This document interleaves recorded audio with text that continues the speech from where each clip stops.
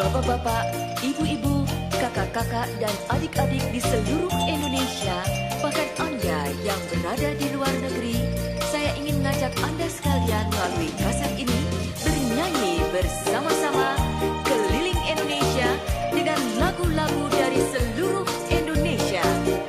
Ya, mari kita akan bertamasya musik keliling Indonesia.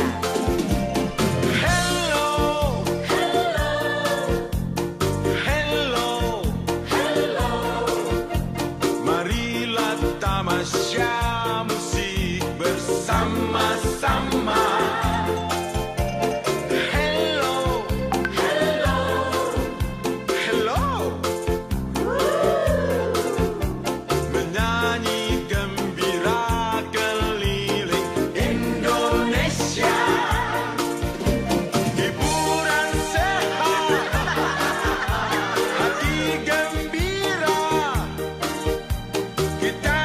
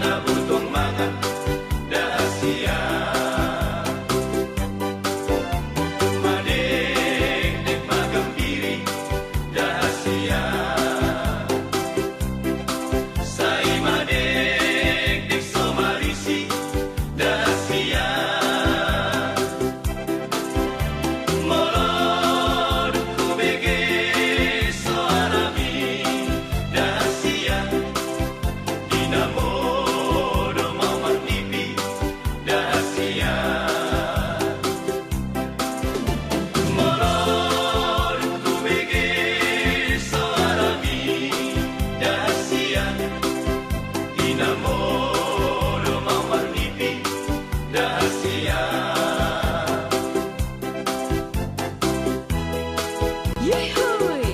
Dari daerah Tapanuli, sekarang kita akan menikmati lagu-lagu dari daerah Jawa Tengah.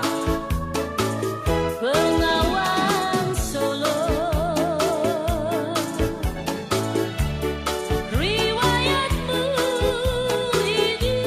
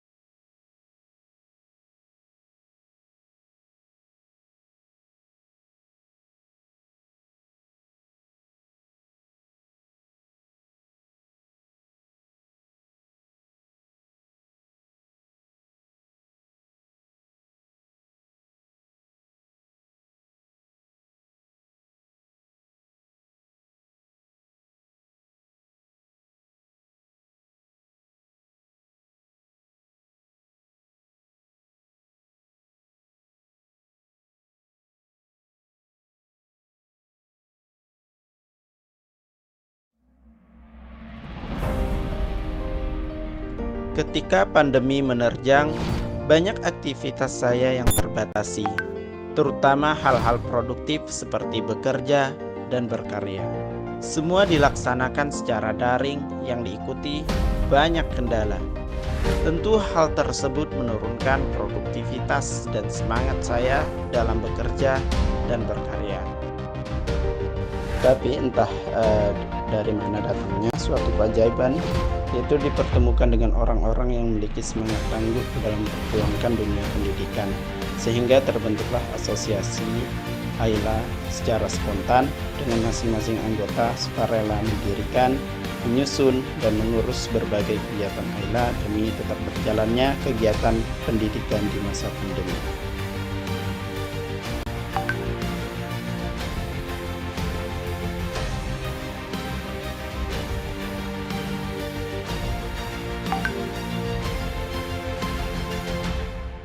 Iela adalah organisasi profesional bagi dosen dan guru yang mengajar bahasa dan sastra Inggris. Saya bergabung dengan Iela mulai dari awal pendirian asosiasi ini. Iela memberi kesempatan bagi setiap anggota untuk tumbuh, berkolaborasi, dan maju bersama. Iela memberikan beberapa keuntungan positif bagi pengembangan karir akademik saya. Perjuangan asosiasi ini tidak berhenti di situ saja. Pelatihan bagi para dosen dalam menulis, analisis, sharing ilmu, berkolaborasi, dan berkarya terus dilanjutkan walaupun sebagian besar pengurus mengalami kondisi tubuh yang kurang sehat karena infeksi COVID-19.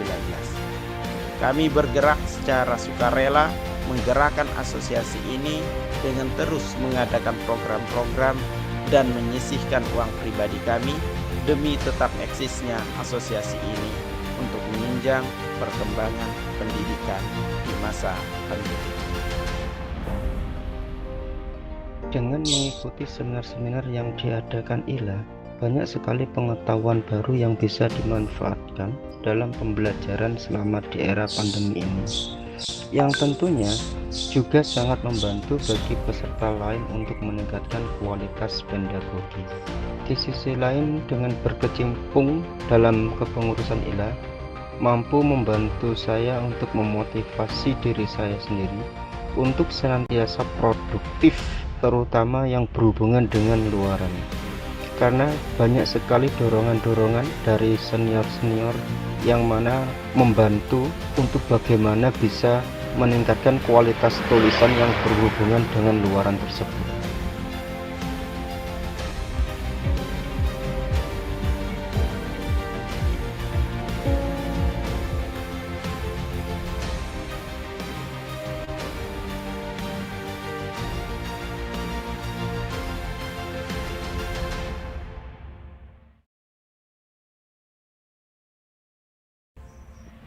Kami harus beradaptasi dengan sedikitnya waktu yang dimiliki oleh para pengurus yang masih berjuang menyesuaikan diri dengan kondisi pembelajaran online. Rapat-rapat persiapan kegiatan Iela terpaksa kami lakukan di waktu libur atau malam hari ketika kelas online kami telah berakhir. Hingga rapat kami sering berakhir pada subuh hari.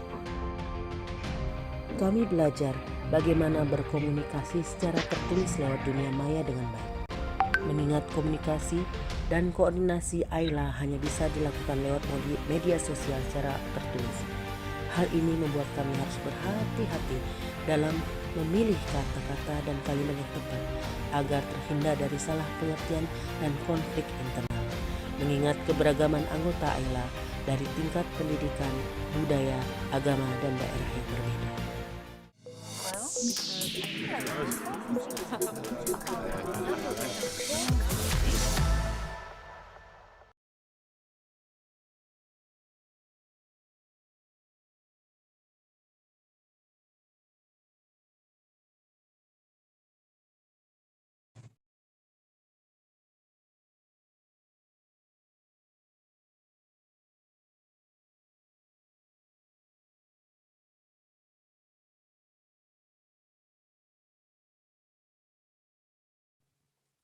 Assalamualaikum. Waalaikumsalam warahmatullahi wabarakatuh. Hi, Alex. How are you? Hi there. Nice to meet you. Nice to meet you too. It's you really been great here- to be here with you. Yeah. Have you been here long? No, I mean I've been from the beginning of the session, so of the conference. So I enjoyed the music you played, and I enjoyed the presentation of what Iela has done so far this year. So yeah, thank you. Okay. Yeah, we did that yesterday. So before the webinar, we turned on the music, so everybody That's knew great. that there was a party in the webinar. It wasn't quiet. So how's life there in Serbia?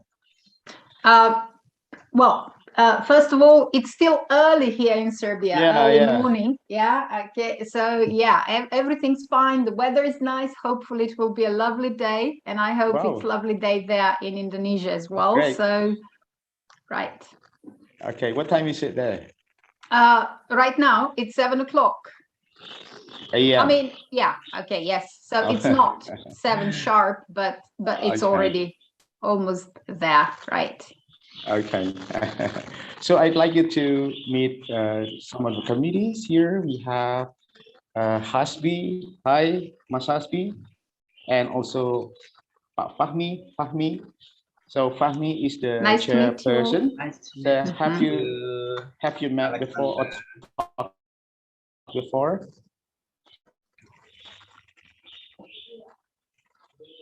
I didn't have a chance to meet them before.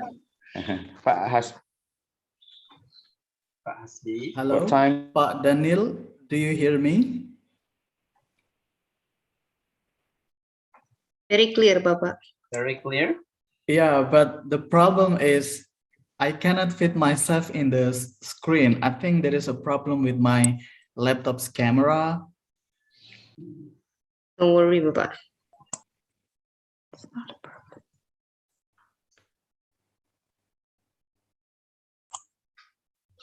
So what time do we have to start today? Shall we start now? Right now, okay.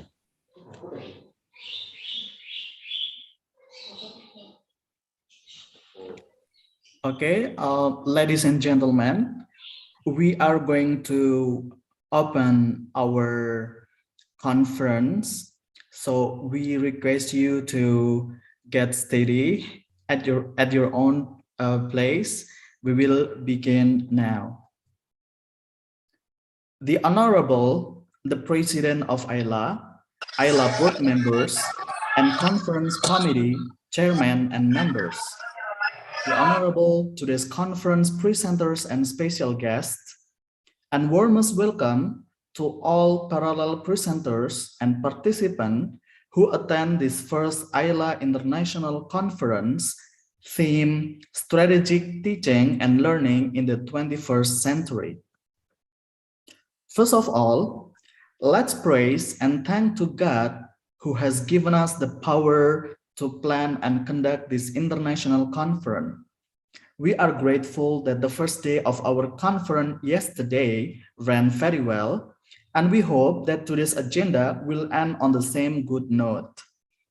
We, the committees, are very thankful for every party's cooperation, including our conference partners, such as British Council, who will also have a special presentation today at this event. And secondly, as the master of the ceremony, let me read out for you the series of our today's conference sessions. The first one will be presentation by Dr. Alexandra Sekulik. The second one, presentation by Dr. Fanny Carolina M. Tessel. The third one will be video presentation of parallel session. The fourth one, presentation by British Council English score. And then the fifth one, best paper and best presenter award announcement. The sixth one, other announcement. And the last one, closing. Before we start off our conference, let's have a moment of prayer in order for our conference to be running as planned.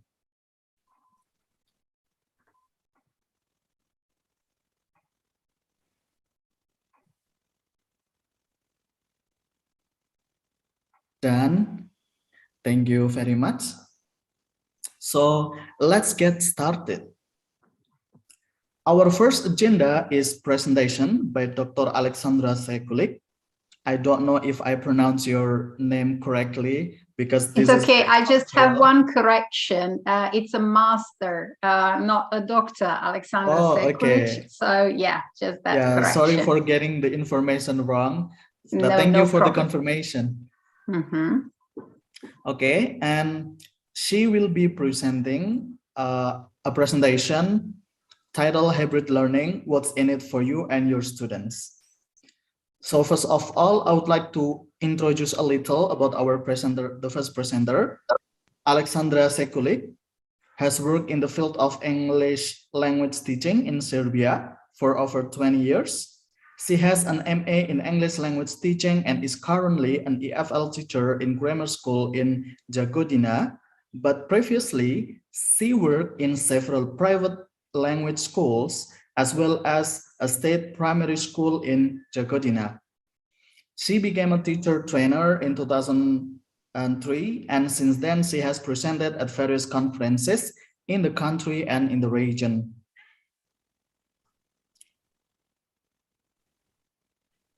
And also held seminars and workshops for English Book, the British Council, English Language Teacher Association, Serbian Ministry of Education, and Cambridge Assessment English.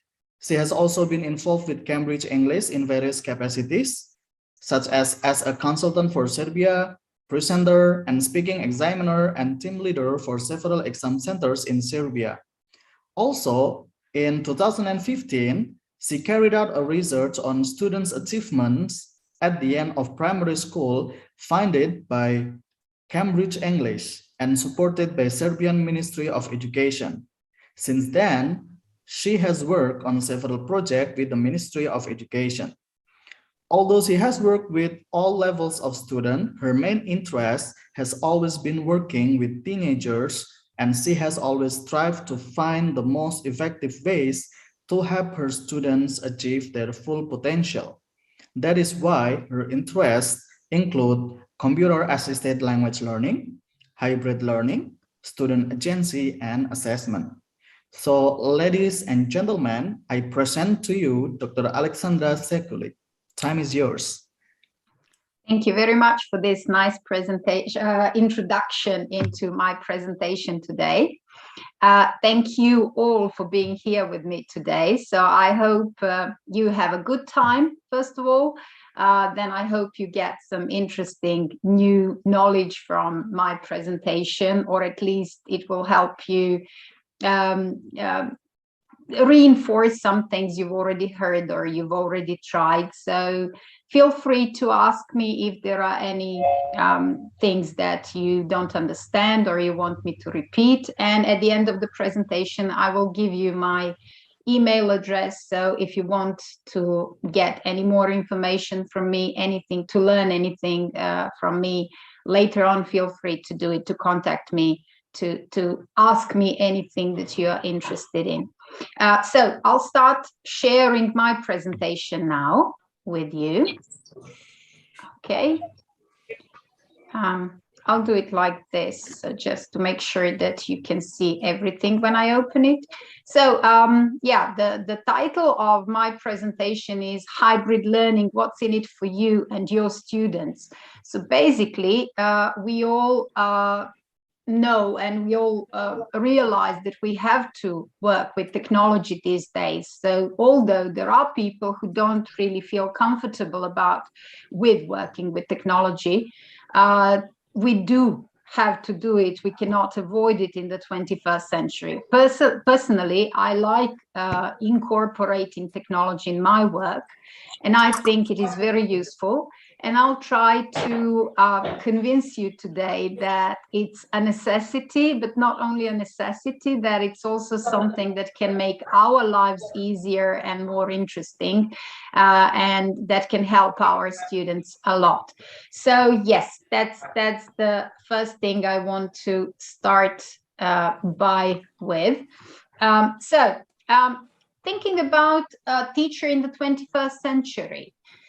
In my opinion, it's very demanding to be a teacher in the 21st century. There are various reasons for this. And one of them is that, as we all know, we are preparing students for an unknown future, for the jobs which have not yet been created. So it's very difficult to know what we need to teach them in the first place.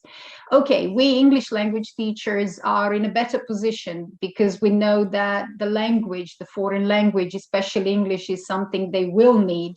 But still, what to teach them within the language? So is it just the language or something else as well? These are all difficult decisions we have to make throughout our work and every day. The other reason why it's really demanding to be a teacher nowadays is, I don't know the situation in Indonesia, but in Serbia, for example, we get students whose level of knowledge is extremely there is a huge gap in their levels of knowledge. So, for example, I teach in high school, and when I get students from primary school in year one are basically 14 to 15-year-olds. Here in Serbia, we have students whose level is pre-A1 up to B1, B2. So it's a huge gap in their previous knowledge. And we want to cater for all of them because that's our natural need to do. And it's difficult. We need to realize that one size definitely does not fit all. And the last thing, the last reason that it is difficult to be a teacher in the 21st century is exactly because of the huge shift that has happened, which is incorporating technology into our work and having all these things, especially over the last 2 years with COVID-19 pandemic. So that's something we cannot avoid. So what I wanted first to do with you is to get some of your ideas on what it means for you to be a teacher in the 21st century. I've prepared a short, let me just open it, Mentimeter. So I'd like you to go, I hope it opens soon. Yes, I'd like you to go to menti.com, use the code I've given you here, and type in the first 3 associations you get when you think about a teacher in the 21st century. It could be what you think the teacher does, the roles of the teacher. It could be the skills or knowledge the teachers have to have. So anything that comes to mind. So menti.com, and the code is 52829602. Do you want me to put it in the chat box? Here's the link. Yes, please. Okay, so here's the link. I'm copying the whole link. Okay, so you can go there directly from here, I hope. So let's see what comes to mind.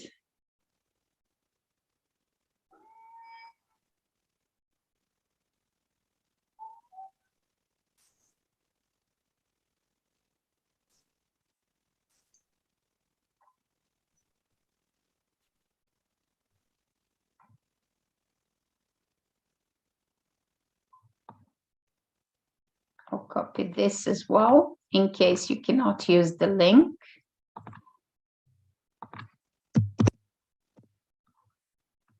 Oh, here we are. Here we have the first people, right? Okay. Hope others will join us soon.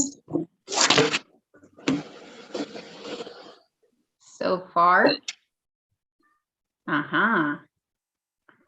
Some things are getting bigger. Right.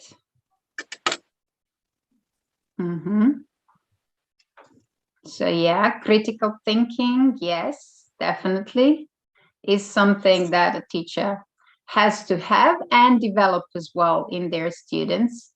To be creative, right? To be digitally competent or familiar with technology, right? To be ready to collaborate, as you said. Communicative, definitely. especially if it's a language teacher. Okay, so thank you very much for joining me in this activity. So as you can see, I wanted to share this as a tool because one thing I promised in my abstract is also sharing some tools with you. So if you haven't worked in Mentimeter before, you can see you can organize you can get charts, you can get word clouds, you can use it as a very good warm-up activity with your students, or a wrap-up activity at the very end if you want to, or anywhere during your class. So yes, the most dominant ones are definitely creative, critical thinking, but also problem solver, actively engaged, communicative, digitally literate person, etc., etc. Thank you very much. So yes, if anyone else wants to add something to this, feel free to do it, but I'm going back to my presentation now. So yes, the teacher in the 21st century definitely cannot be just the deliverer of knowledge anymore, as well as the students cannot only be the recipients of knowledge anymore, just the recipients of knowledge. So as you've probably heard and learned, learner agency has been a buzzword for a long time. So learner agency is a bit more than just learner's autonomy. And we've been talking about learner autonomy for a very, very long time. Also, lots of experts have been talking about teaching 21st century skills since the beginning of the century, basically. So yes, and okay, despite all this, unfortunately, what I see in my country, I don't know what the situation is like in Indonesia, but in my country, we still have, in many classrooms, we still have this predominant way of teaching where the teacher is just the deliverer and the students are just participants. And that needs to be changed, okay? So we need to do something about that. European Commission, for example, has published the document Key Competencies for Lifelong Learning. And I want to share today with you what the World Economic Forum has listed as the 21st century skills the students or people generally have to have for lifelong learning. So as you can see, we have some foundational literacies that we need to fulfill and we need to apply. Okay, so they belong to the different areas of learning. So literacy, numeracy, scientific literacy, ICT literacy, where ICT stands for information and communicative or communications technology, yes. Then financial literacy, cultural and civic literacy. Then we have the famous 4 C's, so competencies that our students need to have to approach the challenges they face in their everyday life and in their work. So critical thinking and problem solving, which we mentioned. Creativity definitely applies both to teachers and students. Communication and collaboration.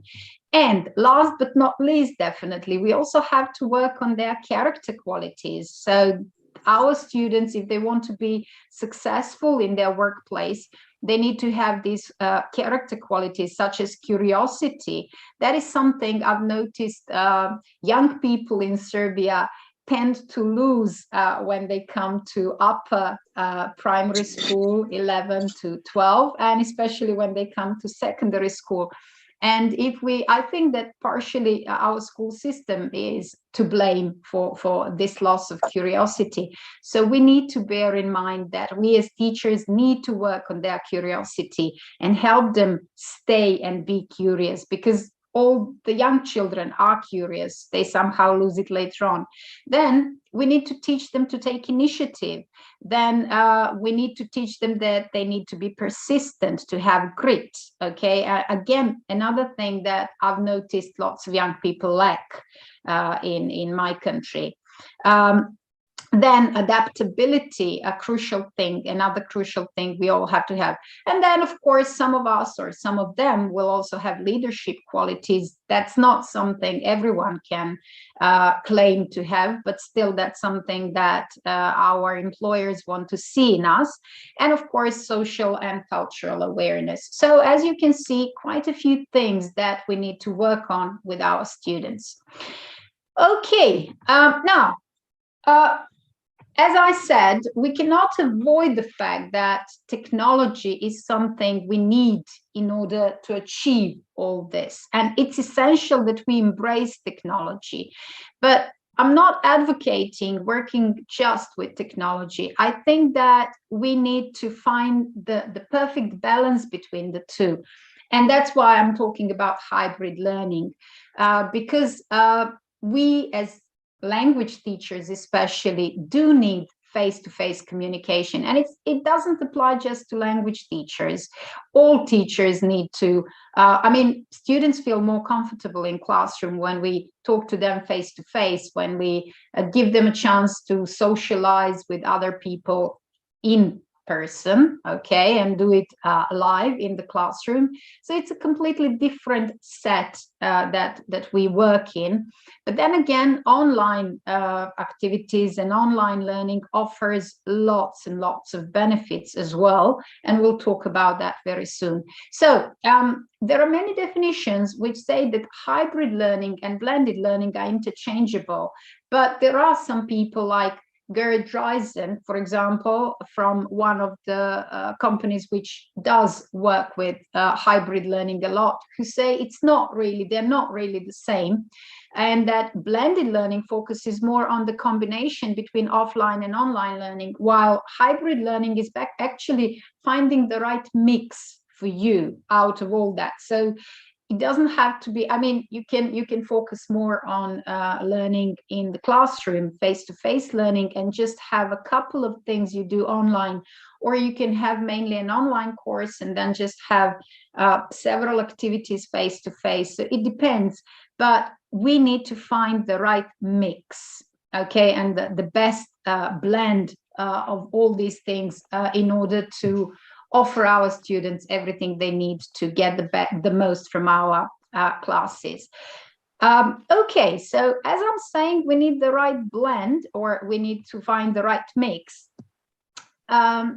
We need to be aware of the fact that learning, whichever way or whichever definition we accept, or whichever way of learning we choose, it's a process, and we need to follow the steps, okay? So sometimes people try to use technology just for the sake of technology, which is not a good thing.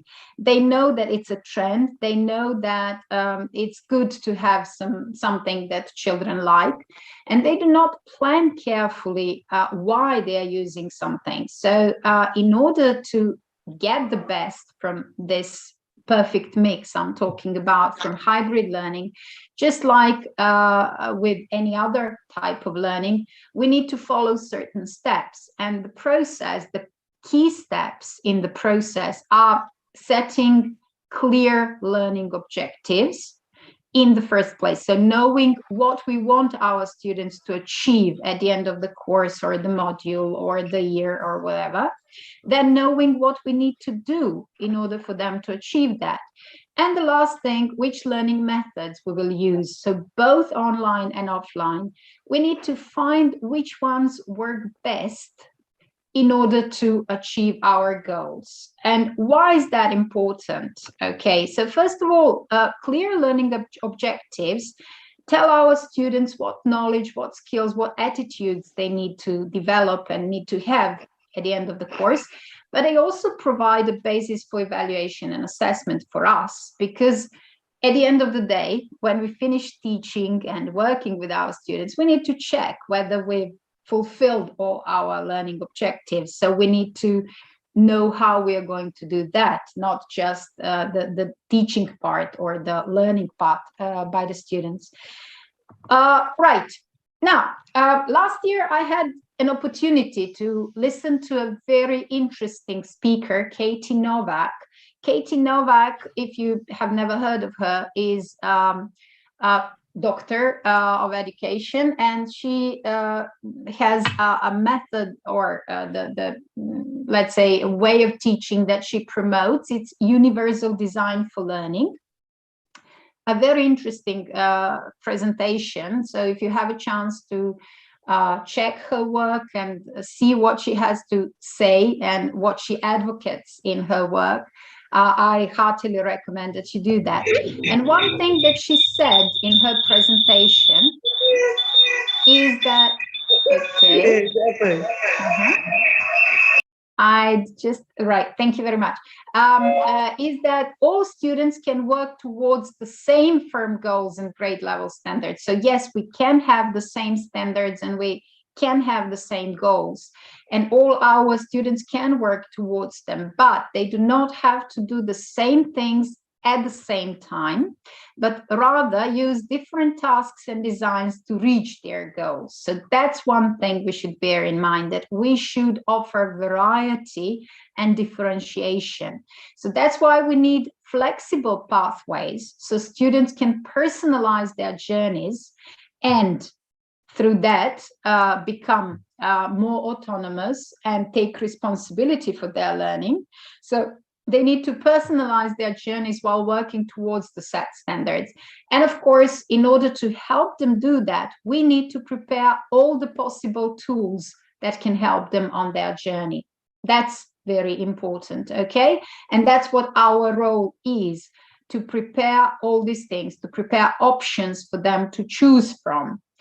Okay, because if we want them to be active participants, they need a lot of opportunities to make choices, plan their learning, plan their improvement, okay?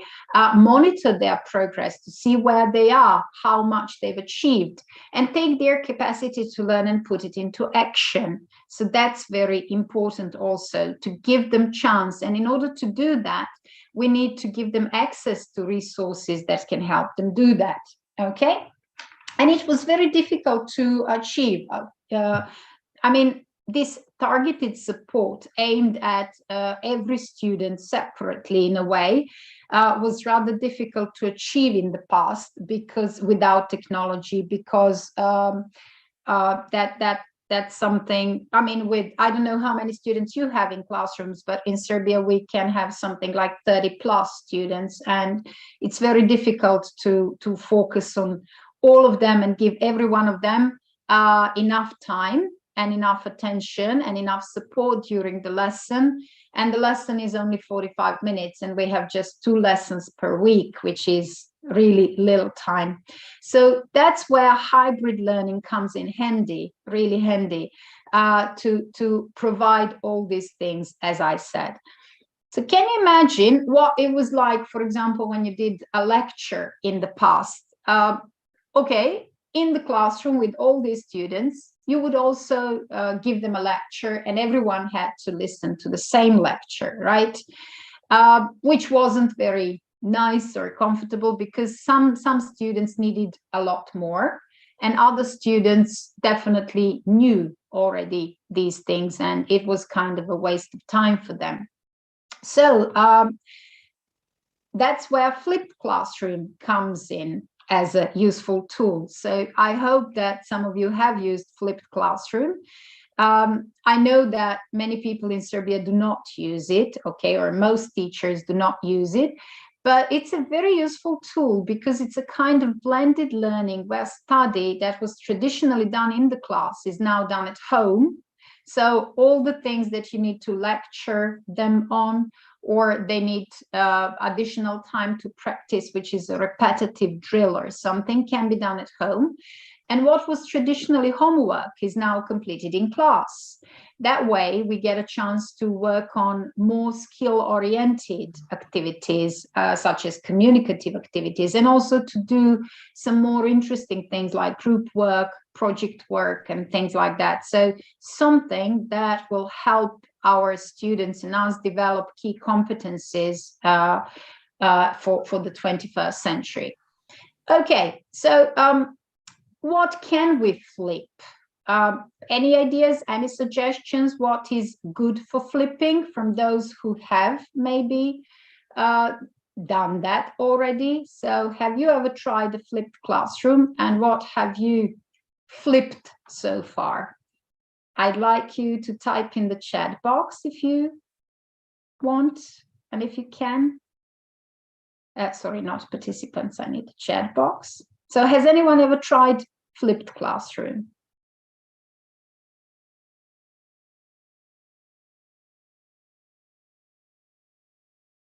Okay. Maybe not. All right, so I'll share with you then what is good or what can be really good for flipping.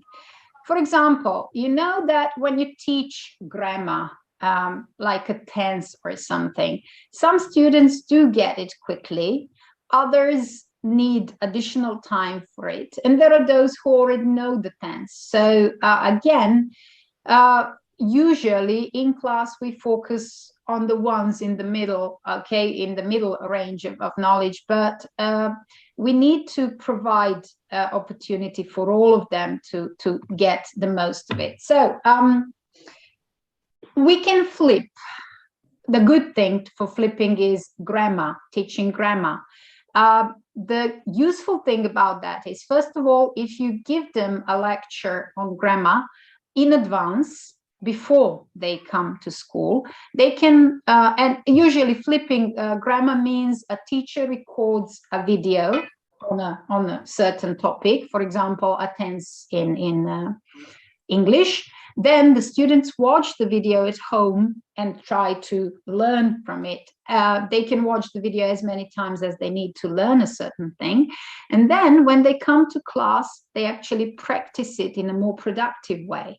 So here I just wanted to show you one way of doing it. I usually record my lectures in Zoom. Okay, I use the whiteboard in Zoom, and then well, you can avoid by doing that. You can avoid being seen or something. So this is, you use the whiteboard the same way as you would use the whiteboard in the classroom. So you write the things while explaining something. But the good thing about all this is, yes, you can teach them, you can show them all these things. For example, I did the revision of past tenses here, so I wanted to revise the forms of each of the past tenses we did, then the usage and everything. But also later on, you can use the ebook in your lecture and show them all these things where they are in your ebook, and give them the exercises and give them the key to the exercises later on.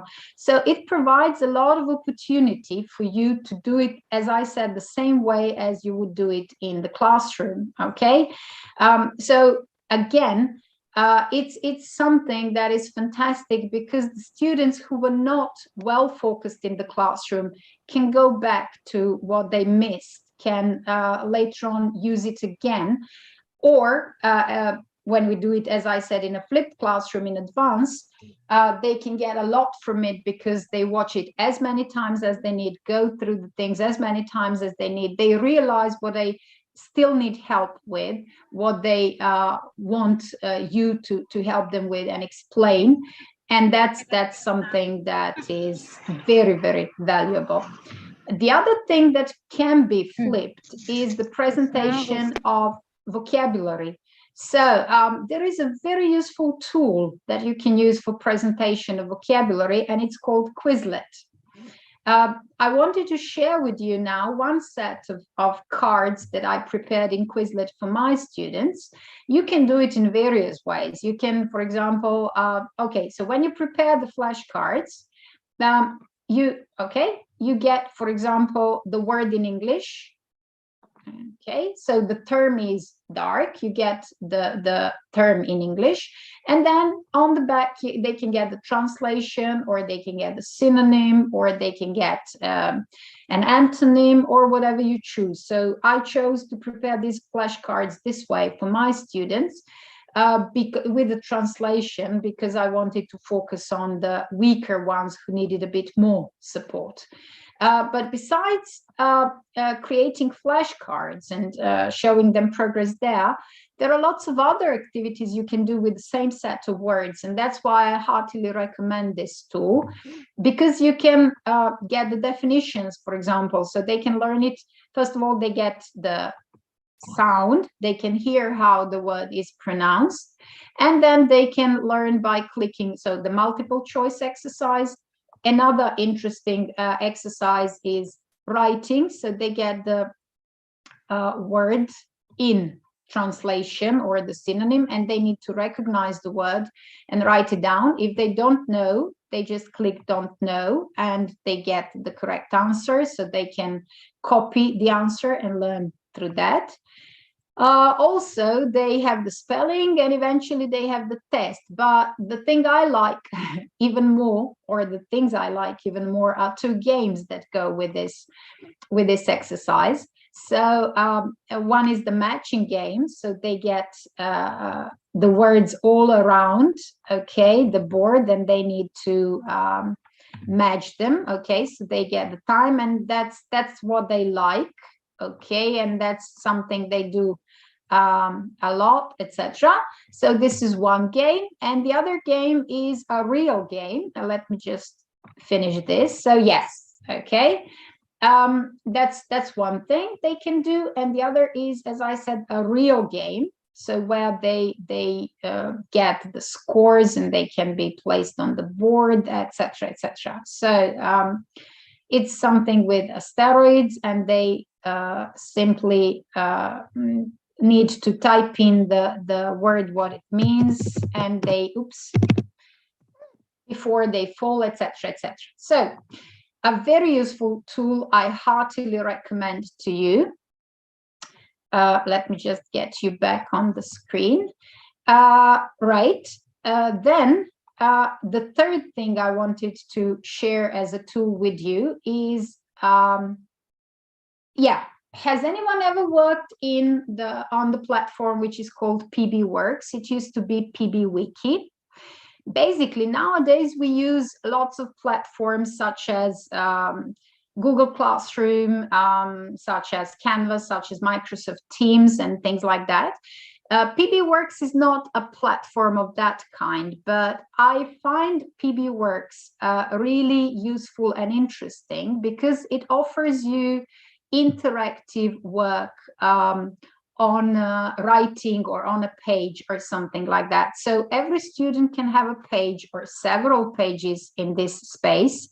And the good thing is whatever they write on their page is visible to everyone else. Okay, so if you assign them a writing task, for example, you can ask others for peer checking of the task. Okay, so you can ask others for peer review of the task and the corrections and the suggestions and everything else. And then even when you make the corrections to your students' writing, everyone else can see it as well and learn from it.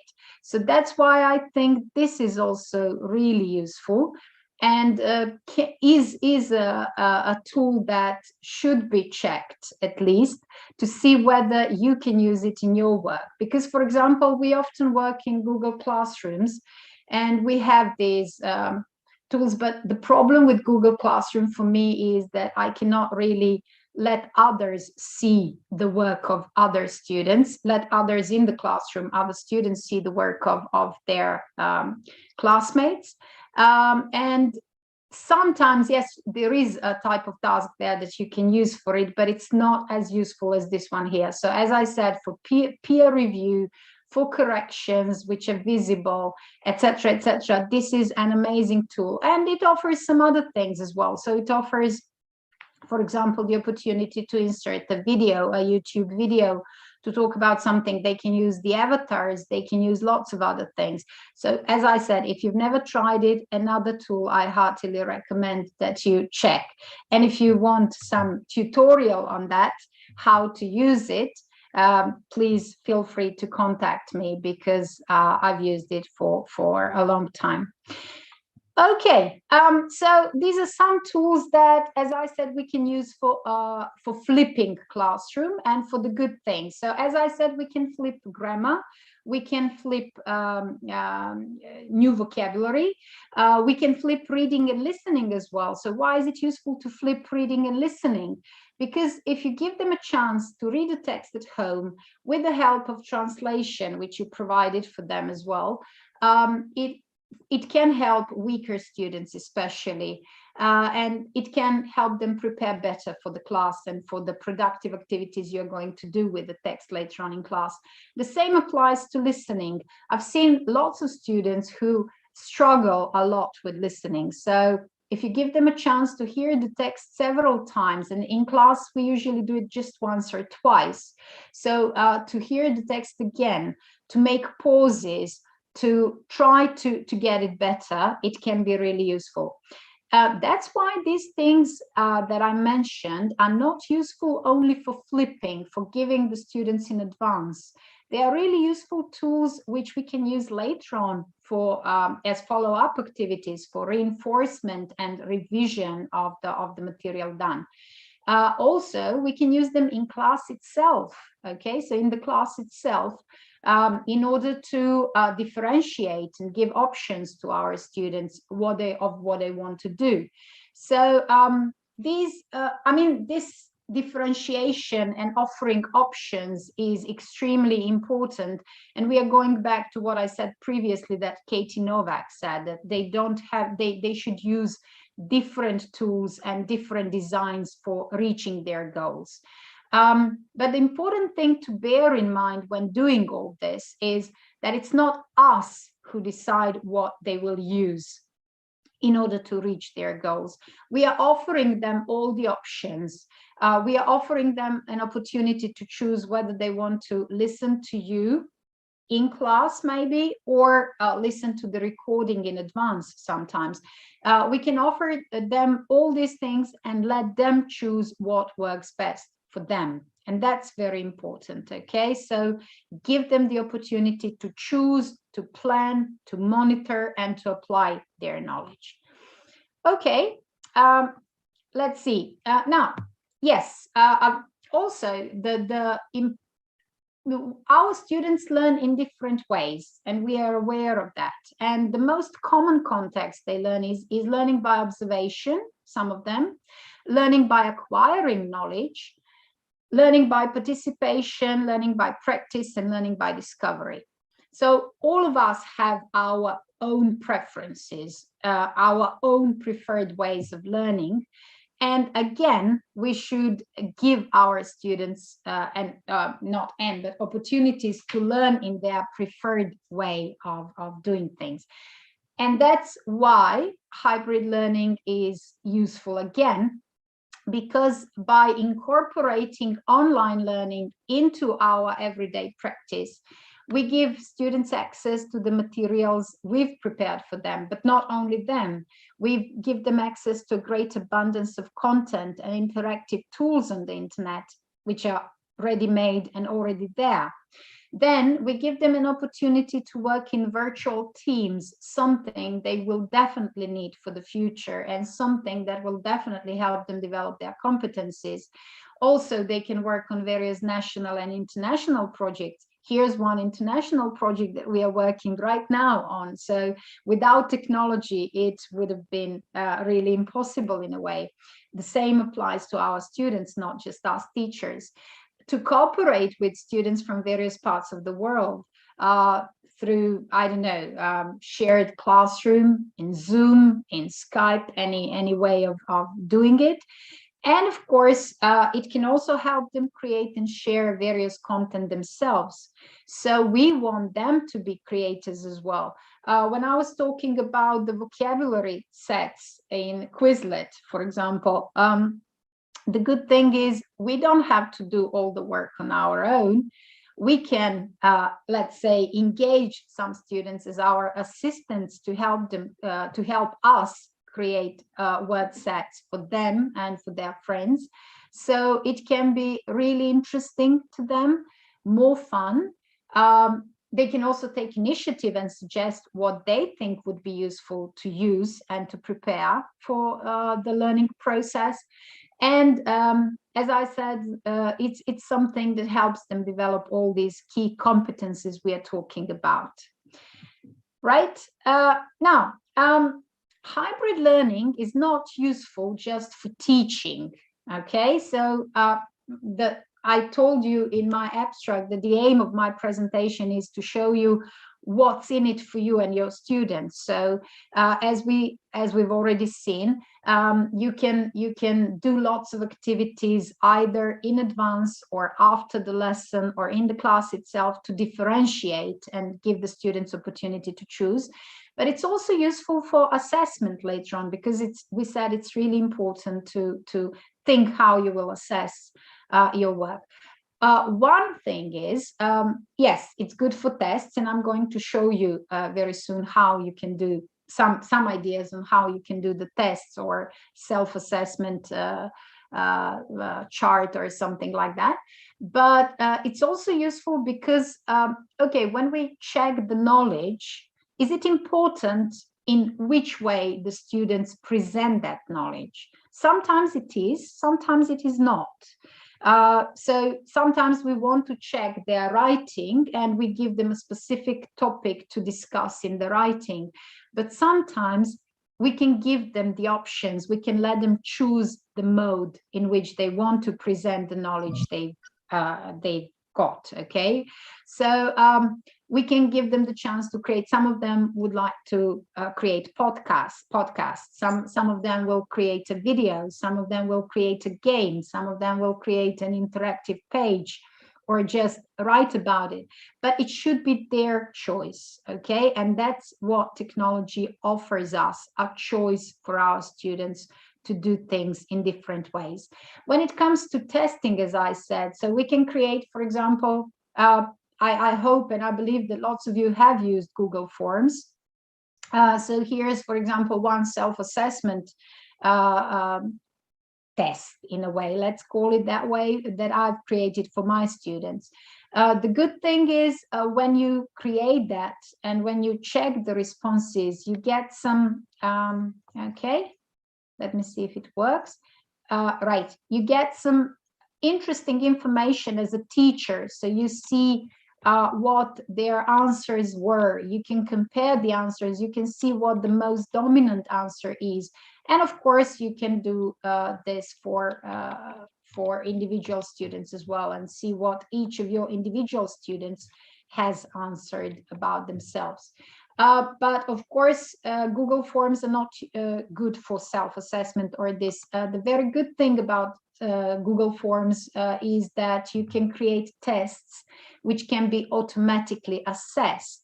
And the advantage, the benefit for the students from that is they get instant feedback. Okay, and you as a teacher, again, get some statistics. You can see what the most difficult questions were.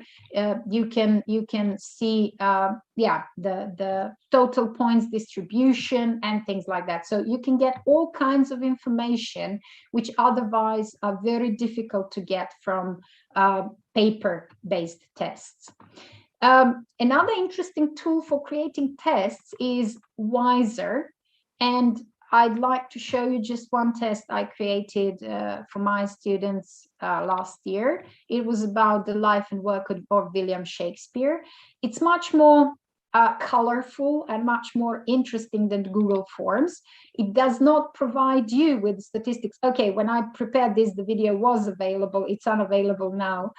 Sorry for that, but it offers you an opportunity to create different types of exercises there, many more options than, for example, in Google Forms. So the students enjoyed doing it this way. They really loved that test, although it was a demanding one and a long one, but it was much more interesting than doing it on paper. And as I said, and the last thing I want to show, another useful tool for kind of quizzes or tests, if we can call them tests, is the quizzes. So if you haven't used it, again, I heartily recommend it. You can do all kinds of stuff. Ooh, I wanted to do the test I used tried, but okay, we can try any of the ready-made ones, and you can create your own for your students. Let me just change the way. So pronounce, practice, just to show you how it works. It's always a game-like thing. All right, you can do it. So if you haven't used it, try it. So according to the picture, what is the suitable pronoun for personal pronoun? Let's try they. No, we. Ooh, okay, so I made a mistake, etc., etc. So yes, personally, I think it's much better to use this tool to create your own quizzes. They are very quick, they're very useful, and the students like them very much. I think I've run out of my time already, and I should have given you a chance to ask something. So I just want to wrap up by saying that by careful blending of face-to-face learning in the classroom setting and online learning, we can definitely get much more than just by deciding to work in one of these contexts. Okay, so there are lots of benefits of learning in the classroom, and there are lots of benefits of learning online as well. So by, as I said, careful blending of these things in a thoughtful way, we help our students learn in the way that suits them best, but also we help them develop the key competencies that we've been talking about that they need to develop if they want to be successful citizens in the 21st century. Thank you very much for listening to me, and I'd like now to see if you have any questions for me. I hope you got something from this presentation. I wanted it to be practical and to give you some tools and to show you how I use some of these tools. So as I said, feel free to ask me for any of them or about any of them in the... Okay, so yes, here are the questions. How to raise, is this for me? Okay, Daniel, are these the questions that the people have sent regarding let me just read what's in the chat box. Yes, this is yours, I guess. You have, yeah, so you have one in the chat box. Now, okay, yes, okay. Yeah. So in the chat box, it says, I found peer reviews are interesting. I found it challenging to do in the writing class effectively. In my writing class, I always encourage students to share their work in discussion threads. But when it comes to giving comments or feedback to their friends' work, the students usually tend to praise their friends' work rather than criticize. Yeah, I agree with you. But what I want to teach them and what I work on with them, and which has shown useful, is that you need to teach them to be critical friends. So being a critical friend is, as you know, showing what was good about something, but also pointing out the parts, the things that they need to work on. And if you insist that whenever they do a peer review, they need to focus on at least one good thing or several good things in the work, but also find the things that need to be worked on, that's the most useful skill we can teach them. And then they start realizing that it's not criticizing the shortcomings. It's the only way we can help someone improve, and it's a necessity. So I really noticed that. Also peer review, I sometimes assign it as group work. So they get, for example, somebody's writing and they don't know whose writing it is. So they just discuss the strengths and the weaknesses of the writing. So it's not that let's say, it's not aimed at one person and nobody will feel offended or something like that. Uni asked, what should we do to be a lecturer, teach especially? Sorry, Alexandra. Yes, that's fine. Okay, so what should we do to be a lecturer, teach especially in a rural area? How makes me be creative lecturer in rural areas? All right, I used to work in a rural area in my country when I worked in a primary school. Basically, there is a huge difference in the sense of what you want to offer your students. You want them to get as much as the students in cities get. So think about the creative things. Yes, sometimes they need more support, definitely, because in rural areas they have less or fewer opportunities to develop some things the way children in the cities get. But it's a useful thing to think about what would be interesting to them, how we can get them interested, and how we can bring them to the next stage, next step. So lots of games. I don't know which level we are talking about. We in Serbia, in rural areas, usually work with younger students, because when they come to high school or, of course, to university, it's always in cities. So in rural areas, it's usually the younger students. So for younger students, lots of games, lots of creative things. If you use, for example, presentations, you've seen that I prepared my presentation in Genially, not PowerPoint, because I wanted to show you another useful tool. So it's more interactive, more interesting in a way to the kids. You can teach them how to do it as well. And all these quizzes, short activities, quick change of activities. So you need the quick pace there. Game-like activities, cards, which I showed you that you can prepare in Quizlet. These are all, because in Quizlet you can also, when creating flashcards, you can also insert pictures, so they don't have to be just translation or something, and kids love it. So I think this would help them. I don't know, you can correct me, and I hope you find this useful, but I think this way of preparing activities for them is very useful. Okay, when we apply blended learning, how is the effective way to learn listening skill? Okay, so basically what I do, I either share audio with them. I usually record it in a lesson or something. So I send them, or I not send them, but put the recording in the Google Classroom and share the audio with them through the Google Classroom, because in my school we use Google Classroom as the platform for work, but you can do it in Microsoft Teams, you can do it on, probably you can do it on Canvas, I'm not sure. So whichever platform you're learning, you can do, you are using, you can do that. And you can, okay, you can give them the task, learning task itself, but you can also ask them to, let's say, tell you everything or write down everything they could understand or in their own language. Because when we are developing listening skills, it's not necessary to ask them always to give an answer in English. Sometimes I noticed, especially when I worked in primary school, but even now in high school, sometimes some students understand a lot, but do not have enough knowledge of language, productive knowledge of language, to express what they heard in the language, in English. So you can ask them to tell you in the mother tongue, or to write down or to sum up some things of how much they understood. And then you make differentiated listening tasks for different levels of students. You offer them, again, a choice. So the easiest task would be just to recognize what the people are talking about. Then a bit more difficult task to focus on some specific things and see whether they can understand that. So the level and the difficulty of the listening task can be checked. For example, if you look at international tests and see what they give at each level as a listening task, you can see the gradation and you can decide what's suitable for lower level learners and higher level learners, and try to differentiate the tasks in that way.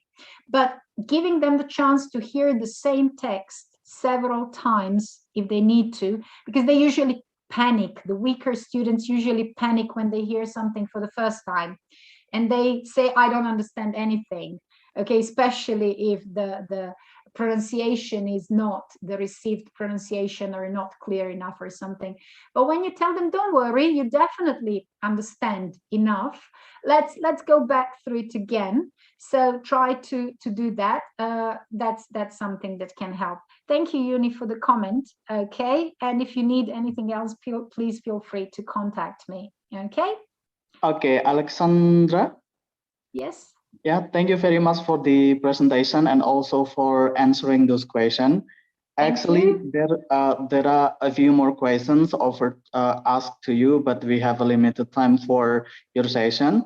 We actually Yes. have reached the end of your session, so probably later, if we have more questions to you, we will give it to you, and then after that, you can answer it and send it to committee, and then after that, the committee will pass those answers to the questioners, the people who Thank you. question. Yes. Okay, so Yes.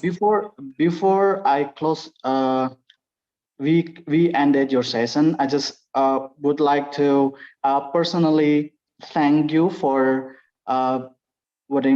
presenting a very great material. I mean, I think your material is very comprehensive because it was not started directly talking about hybrid learning. Your theme is hybrid learning, but you introduced first about the theory of the 21st century skills and then the differences between hybrid learning and blended learning.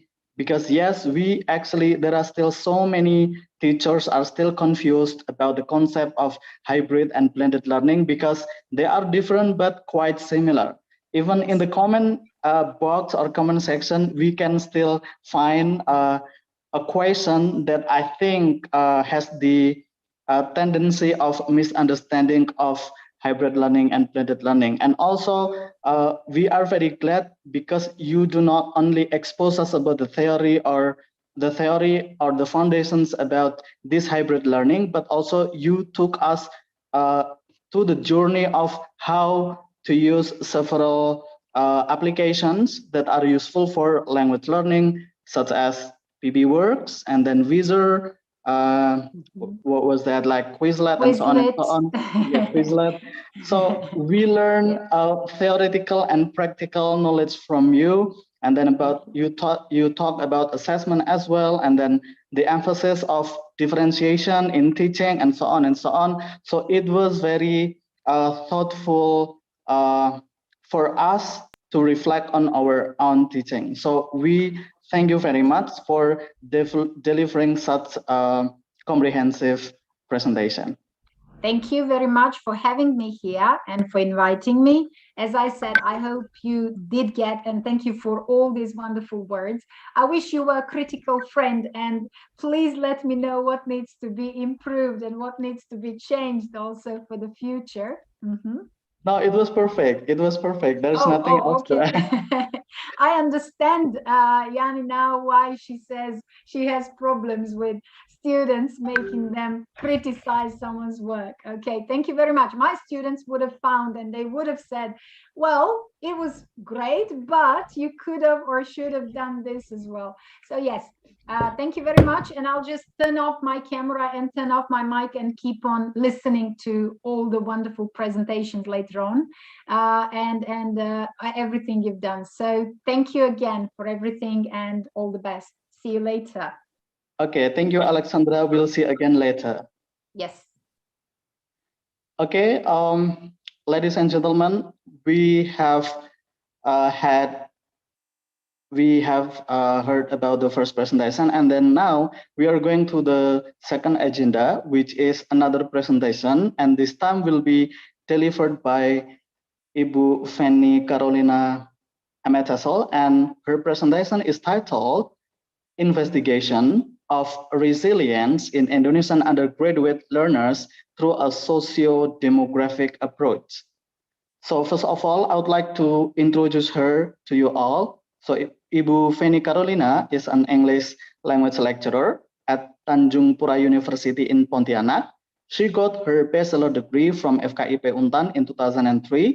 She then continued her master degree at Flinders University, funded by Australian Development Scholarship in 2011, majoring in TESOL. She just finished her doctorate program at Queen's University Belfast in the United Kingdom, funded by LPDP in 2021, majoring in education. Her research interests range from psychology in education, assessment in ELT to gender analysis in ELT. So without any further ado, I present to you Dr. Feni Carolina Ametesel. Time is yours. Thank you, Pa Hasbi, for the introductions. First of all, I would like to say greeting first. Assalamualaikum warahmatullahi wabarakatuh. Good afternoon, all the participants. Good afternoon. It's nice to be here, and it's an honor for me to be presenter for the very first Iela International Conference. It's a big honor for me to have this chance. This time, I would like to deliver my study that I have done before. So let me share that one first. Okay, I did the investigations of resilience in Indonesian undergraduate learners through a socio-demographic approach. So this study is for education, psychology and education in general. So this is not specifically designed for English language teaching and learning. However, at the end of the presentations, I will convey how this resilience concept can be applied in our English language teaching context. So when we learn about resilience, it means that people or individuals face stressors. So why I investigated resilience among undergraduate learners in Indonesia? Because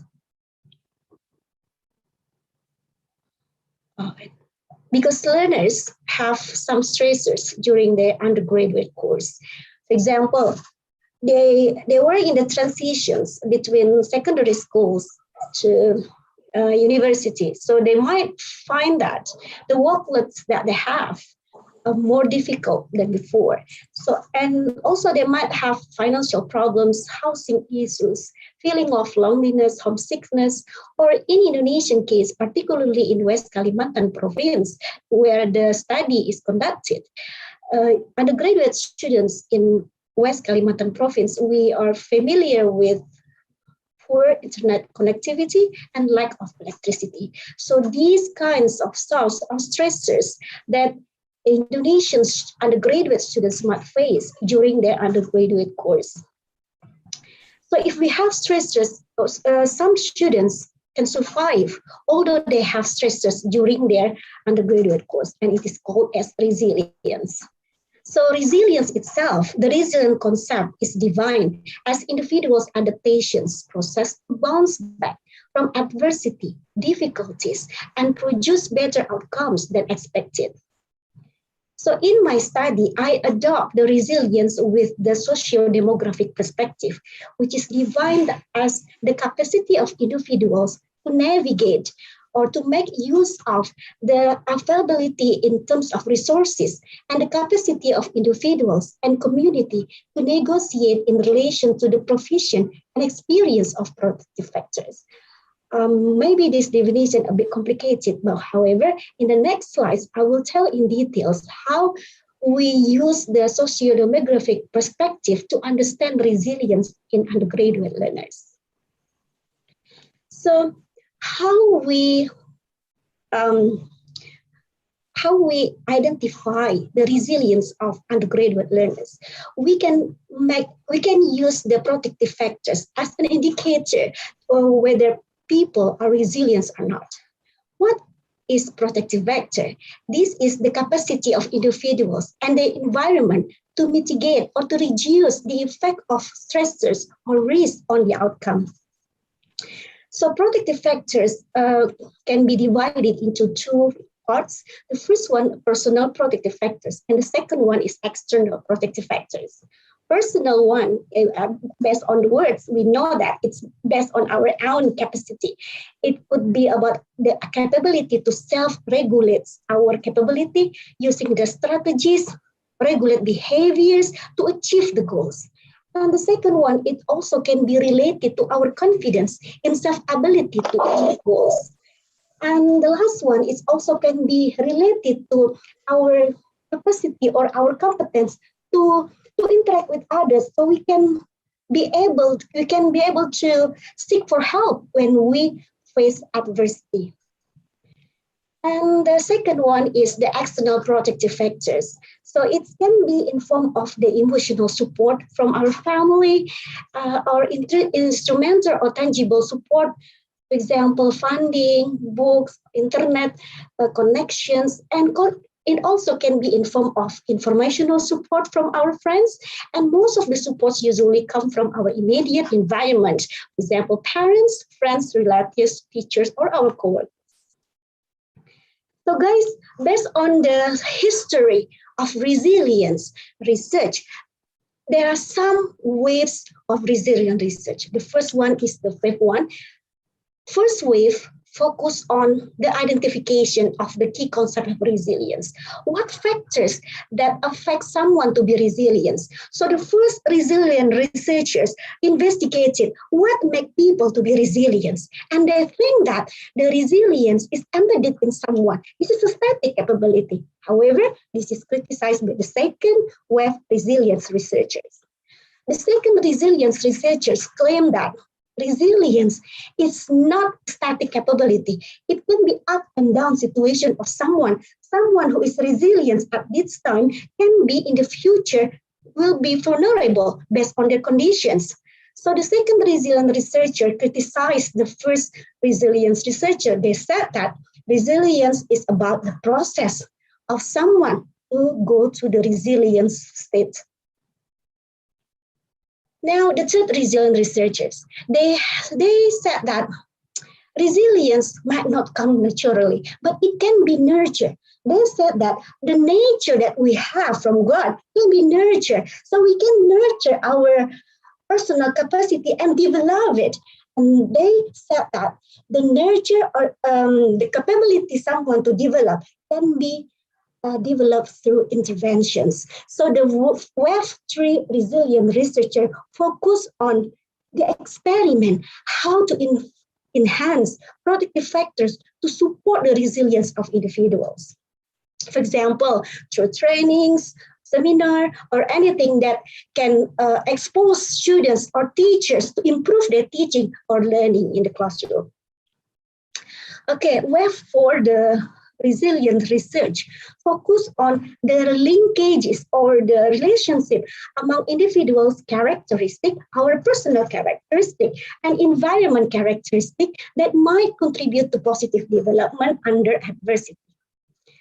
As you know that we in the society, we have socio-ecological factor or socio-demographic factor embedded on us. For example, you are man, I am woman.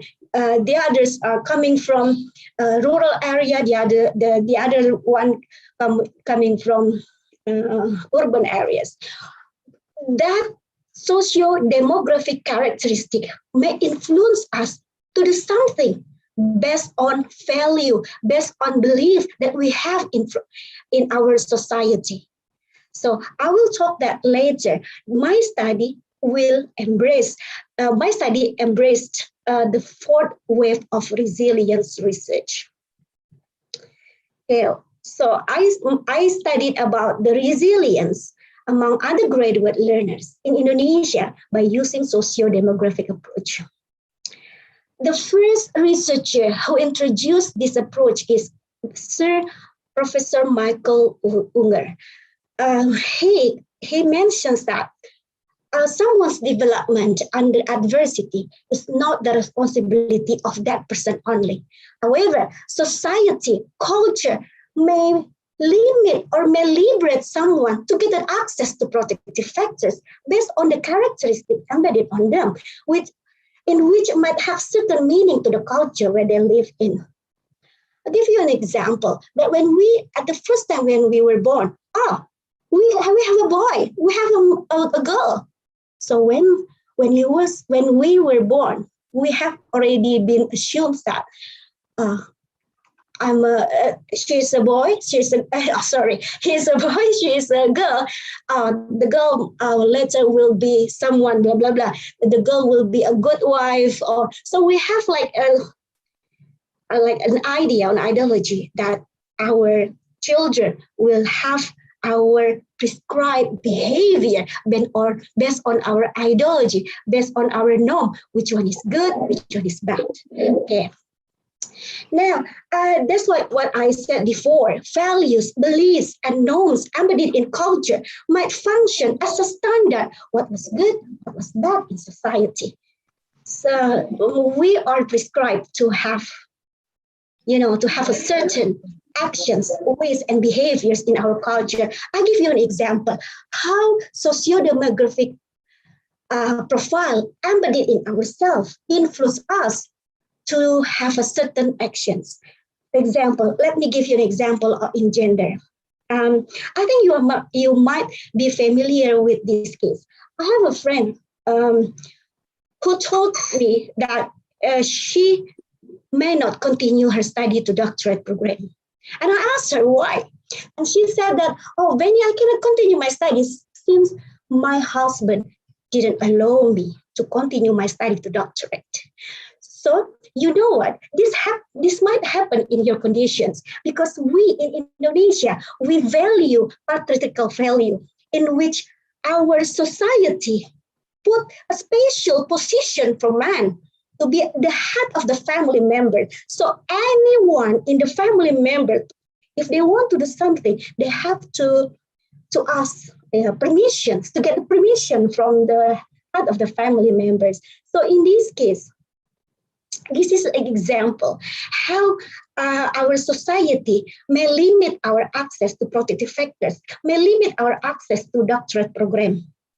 So, can you imagine if my friend go against her husband's willing? For example, she just continue her study without listening to her husband's decision. Society might perceive her as rebellious wife, and she doesn't want that happen. She doesn't want to be judged in that way. So in this case, we now a little bit understand how the norm or ideology existed and community prescribe us to have certain behavior in our life. So that's the example of the impact of the certain values in educations.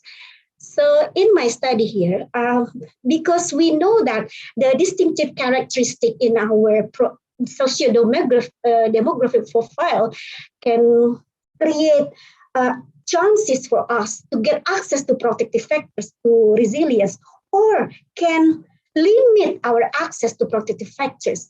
Therefore, I am so interested to investigate whether gender, place of origin, and socioeconomic status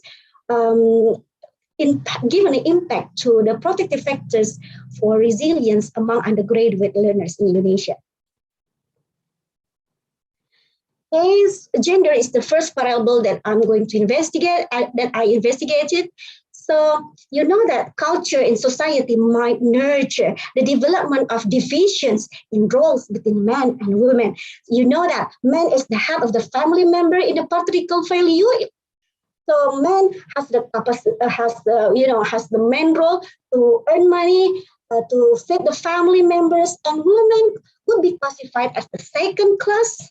And then women, has those domestic roles, for example, doing the cooking, taking care of the children, or taking care of family members. So this value, this duty, this division and roles and position might be passed on over generation and might persist as an ideology. So in this case, that ideology can create inequality to us to access the protective factors because of our gender. Okay. So I give you an example about the narrative study delivered by Priyatna 2013.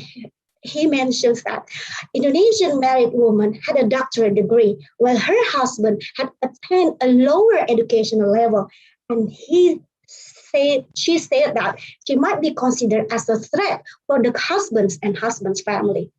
The second case is unmarried woman unmarried Indonesian women with a high level of education might be considered to be limiting their access to marriage. Because less educated males might not approach women at higher educational levels than themselves. So you might be familiar if a lady wants to continue to master degree while she hasn't got married yet, people might say, oh, don't continue your study to master degree because you might be difficult to find a future husband. I think you're familiar with that kind of case.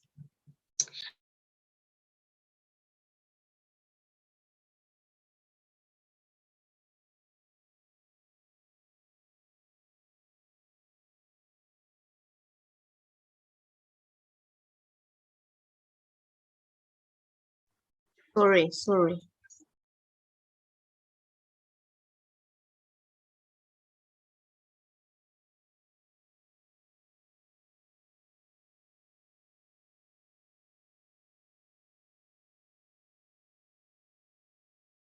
I cannot stop this. I don't know.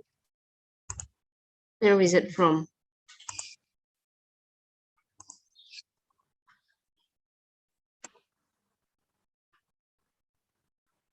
What is it?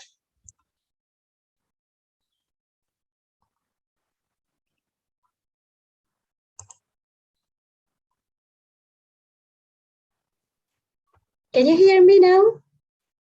Yes. Oh, Is it from you? Is it from you? No, it was just happened by itself. I see the sign here. You were muted by the host, Bon. I muted all. So where is it? Where is it from? Wait. Okay. I have muted all.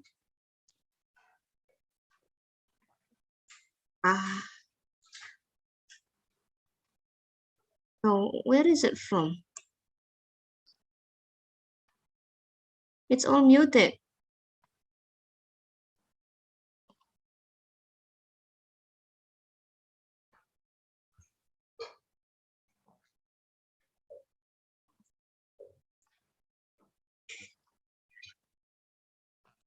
Can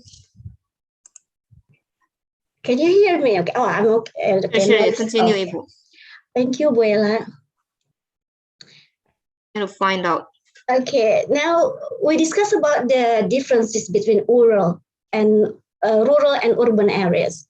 So, guys, based on the conditions, compared to being exposed to man-made environments, skyscrapers, bridge, or buildings, being exposed to a natural environment and greenness, open space, lower negative emotions, and it contributes to positive mental health. So people who live in the rural area might be happier than those who live in the city. Urban and rural inhabitants, in terms of values, they embrace different values. Collectivism related to people in society who regard themselves as having strong connections, then this kind of strong connectedness adopted by poor rural communities and linked to traditional society. However, individualism pertains to a society that value autonomy, where the ties between individuals are loosers, and society linked to modernization and urbanized people.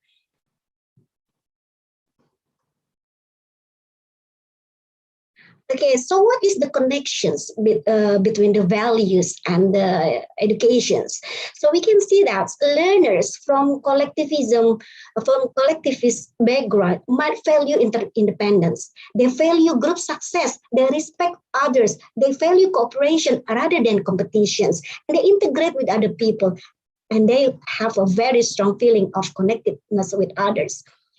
And individuals from collectivist culture may not ask a lot of questions in family interactions. Therefore, they become passive, maintain harmony, and they really avoid direct confrontations in the classroom. So they might be passive in the classroom.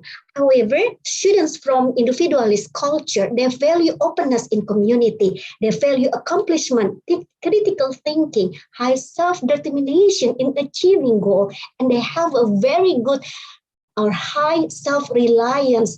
They value competition. They embrace equal rights of individuals and opportunities, and this may create active learning environment.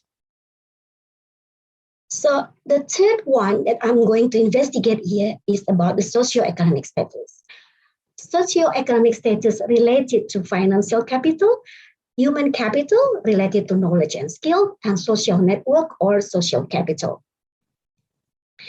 So what is the discrepancy between low ESS and high socioeconomic status individuals? Low socioeconomic status might negatively impact on human cognitive development and mental health because they have financial issues, financial problems, and it leads to inability to fulfill their necessities. And this might lead to mental health and then have a greater levels of distress. And if we link that with the university students context, students with financial problems based on some studies, it mentions that they were reported as being at higher risk of mental health problems, and they score themselves higher in depression symptoms and anxiety disorders.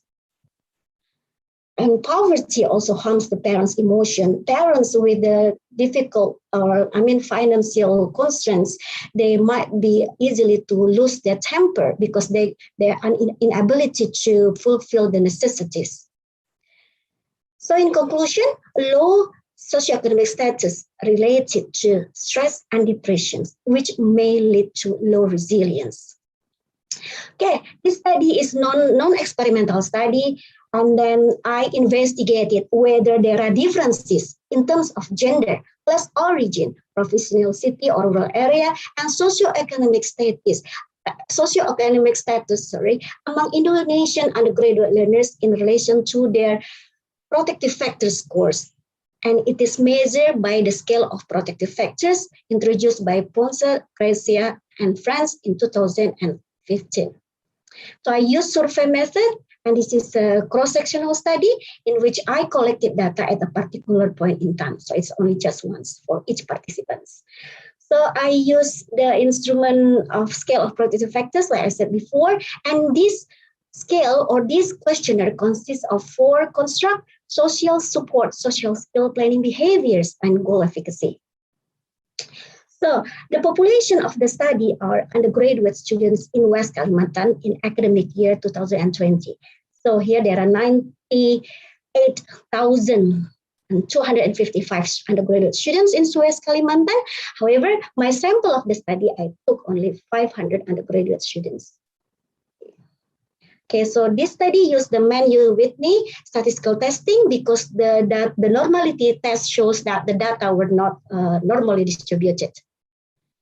Okay, this is the demographic of my study sample. You can see that in terms of parents' income, so it's almost similar, 51%, 41%, and the socioeconomic status in my study derived from the parents' income, family educational level, and mother's educational level.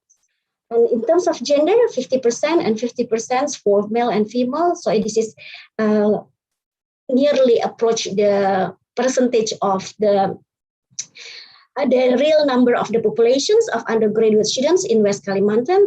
And then also the place of origin here, 48% and 52%. So in this case that I nearly achieve equal numbers of the participants in terms of their qualifications. And here the GPA male and female, it's so interesting. We can see that there is a significant difference between female GPA and male GPA. So we can, from this one, we can see that female could be, we can see that female might have, better in terms of cognitive capabilities. However, let's see the result, whether who are more resilient, female or male students.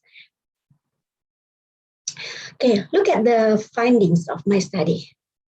Oh, sorry. Okay. Based on the based on this, based on the p-value here, we can see that the ones that belongs to significance, significant difference is among in terms of gender and 0.00. So it is below 0.005. And then in terms of place of origin, while in terms of socioeconomic status, the significance value is higher than 0.05. So the difference between, in terms of protective factors for resilience among students from low SES and high SES is not statistically different.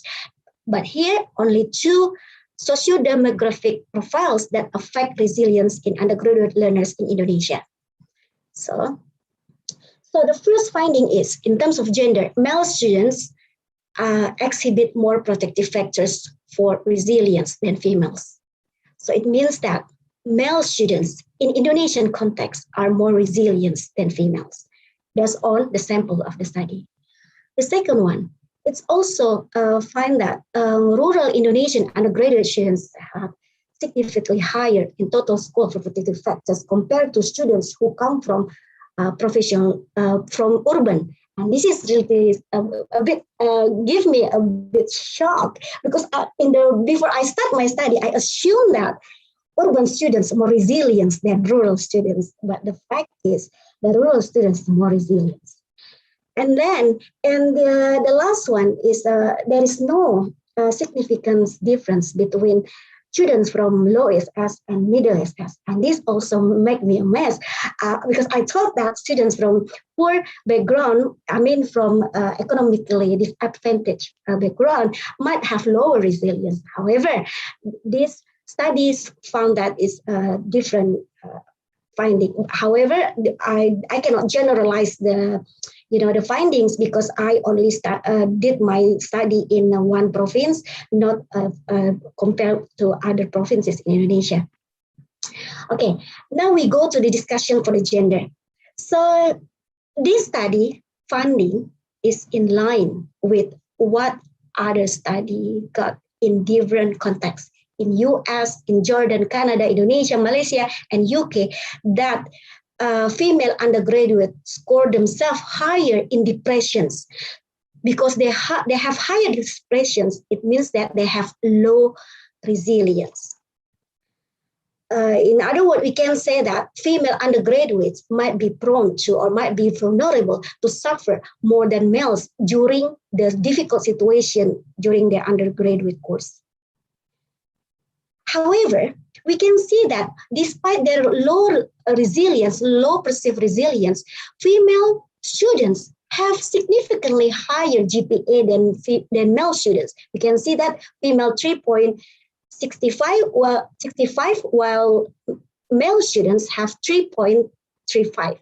It implies that male students might not express their true feelings in this study. You know that in our social expectation, men exhibited with the social prescriptions behavior that with masculine characteristic. Men might be socially described as someone strong, who can care, who cannot cry or show their sadness in front of people, because it can strengthen their masculinity. So this might influence males to hide their true feelings, because they might be considered weak if they show their negative feelings. You might be familiar with the saying that boys do not cry. So that saying shows that society already prescribed what kind of behavior that is accepted in our community. So in this case, social expectation may prevent males from confessing their vulnerability. Therefore, male students might experience inequality in access to seeking help, which might damage their resilience. Meanwhile, women might be viewed as having sensitive characteristics. Therefore, it might be socially acceptable for women to express the negative feelings. Therefore, in this study, females return their lower score of protective factors, because it may imply that their freedom to express their negative emotions. Okay, the second discussion for place of origin. The study found that there is a significant difference between students in terms of protective factors between students from rural and urban areas. And it shows that students from rural area have significantly higher in terms of protective factors than those from city. What makes them resilient? Rural students might have a strong family bonds, strong community kinships in their rural society. And that sense of connectedness might give them, positive mental health, positive feeling. So they score themselves higher than their urban peers in terms of protective factors for resilience. By contrast, students, we know that students from urban area, they value the individualism. So it might link to the lack of connectedness. So it might increase their stress level during their undergraduate study. So there is a study in Indonesia, urban undergraduate students in Jakarta, Indonesia capital, and nearby cities reported higher stress level than did their peers in other provinces. Therefore, a strong sense of connectedness to undergraduate students on society experiencing collectivist value might contribute to rural undergraduate learners' resilience in urban setting. However, we know that students from rural areas might experience more challenges. They come from rural area, come to university with urban setting. They might find some challenges for them, some stressor, for example, culture shock, issues of style of dressing. Students from urban area look more stylish. When I am, for example, from village, feel uncomfortable with my traditional way of dressing, or maybe communication deficiencies with university staff, and then they try to withdraw from social interaction, or maybe the accents that they have from their rural area. For example, let me give you the example. Students from certain area, let's say from Sambas, let me give you an example in West Kalimantan. Yeah. Students from Sambas, they have a thick accents in Malay. If they study to Pontianak and then they come to Pontianak with different accents of Malay, and if that accents from their hometown may influence them to, to express some words that is influenced by their Malay accents, and that might create job for their peers. So that one can cause them to withdraw from the academic discussion in the classroom.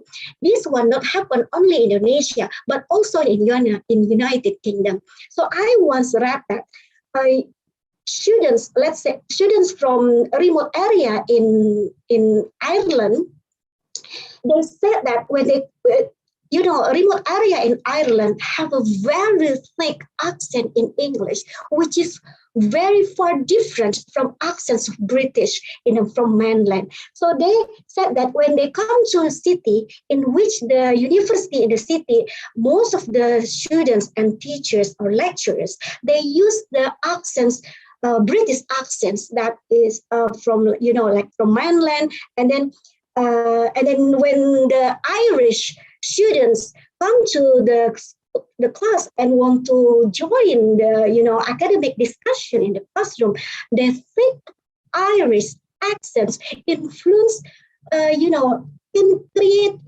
chaos, a chaotic environment situation in the classroom, because their counterparts might find it funny, and then that can create a job or humiliation for those who have that certain accent. So people from remote area with their identity, with their uniqueness, with their unique accents in speaking, may withdraw themselves in academic discussions because of that.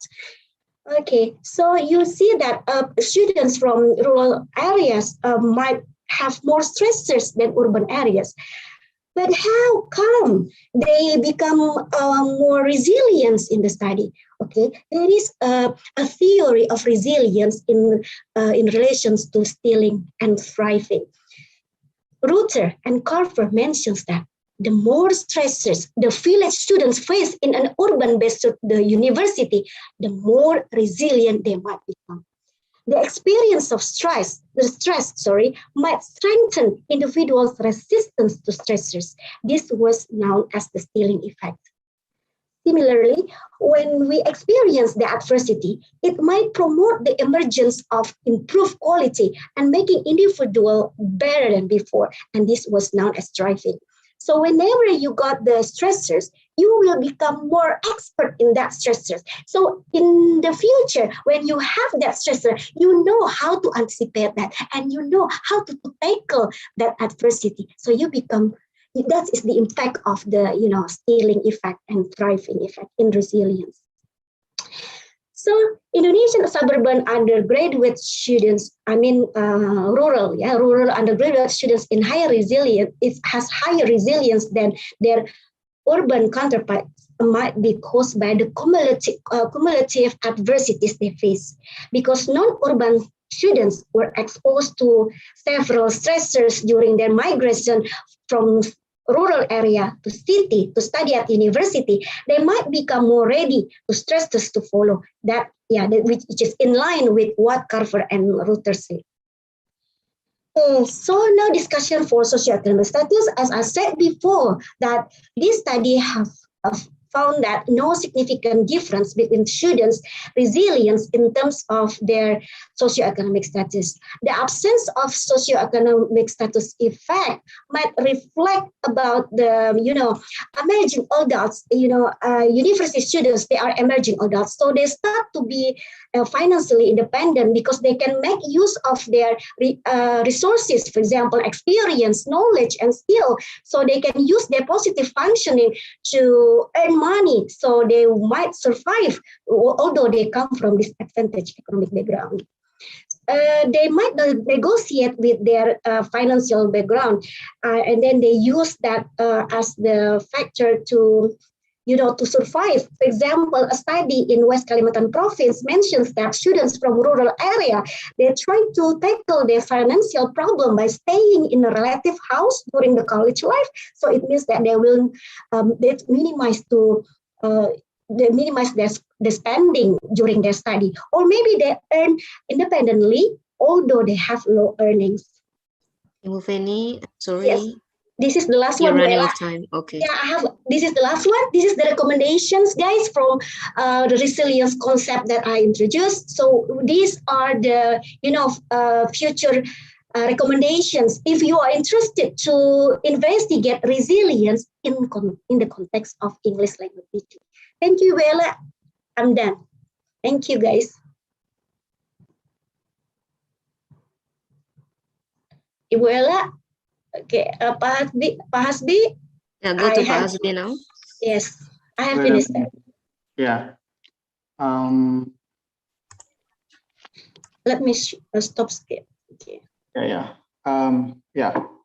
Thank you very much, Bu Feni, for presenting about different dimensions of education or learning, because in the first session we talk more about the intellectual sides of language learning, but right now we are talking about the psychological aspect of learning, which to me personally, I'm not really having the capacity to talk or in that area. So that's why I also didn't note down many points from your presentation, but I do agree that from what you're saying, that both resilient and stress resilience also a part of determining factors of the success of language learners. Is that correct? Yeah. Because of the socio-demographic aspects that you have discussed in your presentation. So I bet there are some questions that are addressed to you, and we got them in the Zoom chat and probably also in Slido. Let us check. Okay, we start from Landy. Is that a chat box or? Yes, we can start from Zoom first, the one that is being displayed in the screen. This is from Landy. How to change the mindsets of the rural students to choose study than marry? Because of the economic problems, marriage is possible than study. It is true. You know what? Based on the readings, even in West Kalimantan province, there are many cases of underage marriage, children marriage. So that's because the family wants to over their responsibility to fit their children to other family members. So because in patriarchal value, a man should be responsible for the family. So that's why they try to give their daughters to other family because they have no capacity to fit their daughters. So and also how to change this mindset. So this is the role of the government, schools, parents. No, parents they have that part. Yeah. The teachers and stakeholders around the family should, and the neighborhood, we should support to not to prevent child marriage. And then government should government have provided scholarships regardless the gender.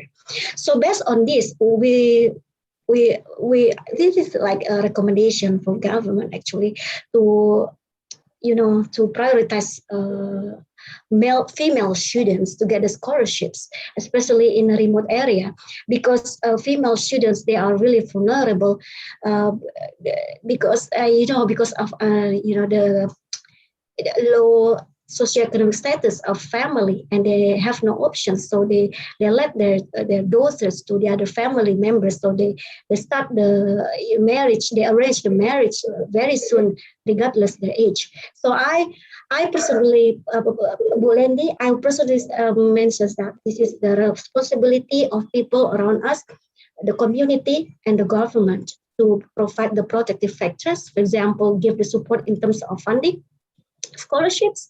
So parents, it can reduce the parents' burden in terms of economic. Okay, and then from Alexander. Alexandra, how can we help our students develop their resilience? So what, the treatment interventions from teachers to develop resilience. So we can use the treatment for the students, how they can develop their personal protective factors, how they to develop their self-regulation in their learning, how they develop the strategy to overcome the problems. So it also how we enhance their confidence in their capability by giving reward, for example, giving praise to the class. Oh, very good. This is a good answer. I appreciate your answer. Maybe, for example, if the answer is not right, we do not need to directly say that this is wrong. No, maybe you can give the appreciation. Oh, I appreciate your answer, but unfortunately, this is not the word that I mean, or something like that.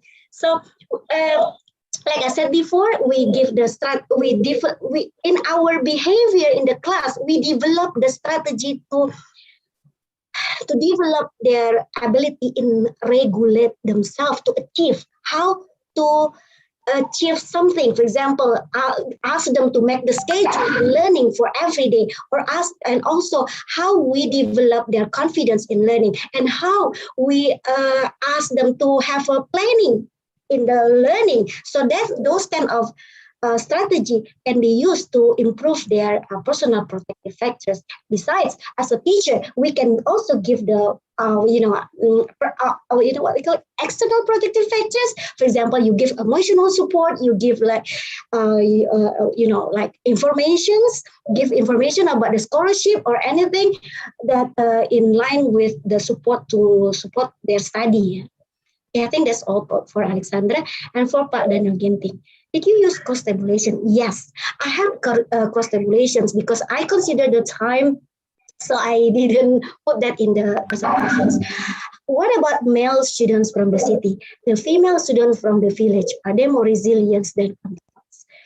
Okay, the male students from the city, yes, they are more resilient than their females. And then the female students from the village, the female students have even in the village, yeah, the female students got a lower resilience, get lower resilience than their counterparts.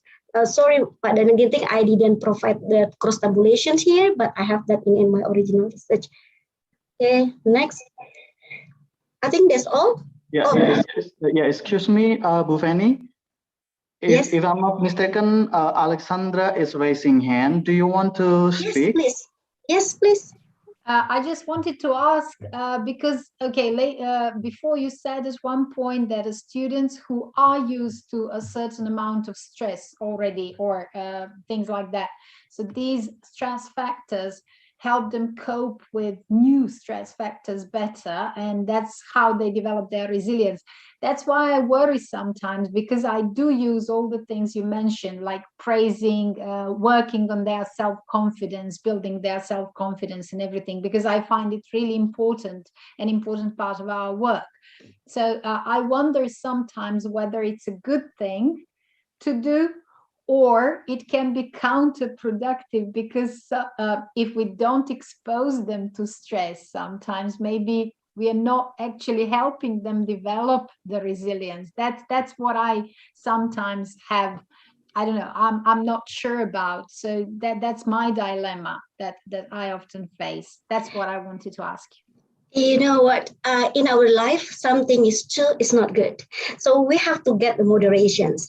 So including in our teaching, so we have to make sure that we train directly or indirectly to the students. If we want to develop resilience, of course, we need some stressors. So they will be trained, they will be rehearsed to be resilient based on the stresses. So in the following sessions or in the following, experience, they will understand. I can cope with that because I experienced that before. When you're not exposed, when you do not expose the students with difficulties, they will not be ready to overcome the problems.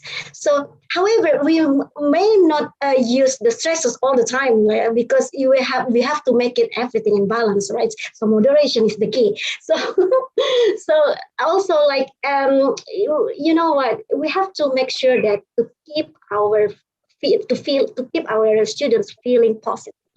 We have to make sure that they're confident they can do it, okay, despite their difficulties in learning English, like for example. So at least we give a little appreciation despite their wrong answers. But I'm sure the teachers know best the level of appreciations based on their answers, based on the correctness of the answers. I think that's all. Okay. Thank you, Alexandra, and also Bu Feni for giving more additional information about this matter. But what is it? Unfortunately, our second session time has reached its limit, so that we have to conclude this session as well. So before we close this session, do you have like one last message or last word to close your presentation, Bu Feni? Pardon? Like concluding remarks? Like what I said before, the resilient concept can be implemented in our English language teachings. So my last presentations mentioned some ideas that English language teachers or English language lecturers here use the resilience concept to be applied in our research. So yeah, this is the last one. Let me share just a second, yeah. Okay.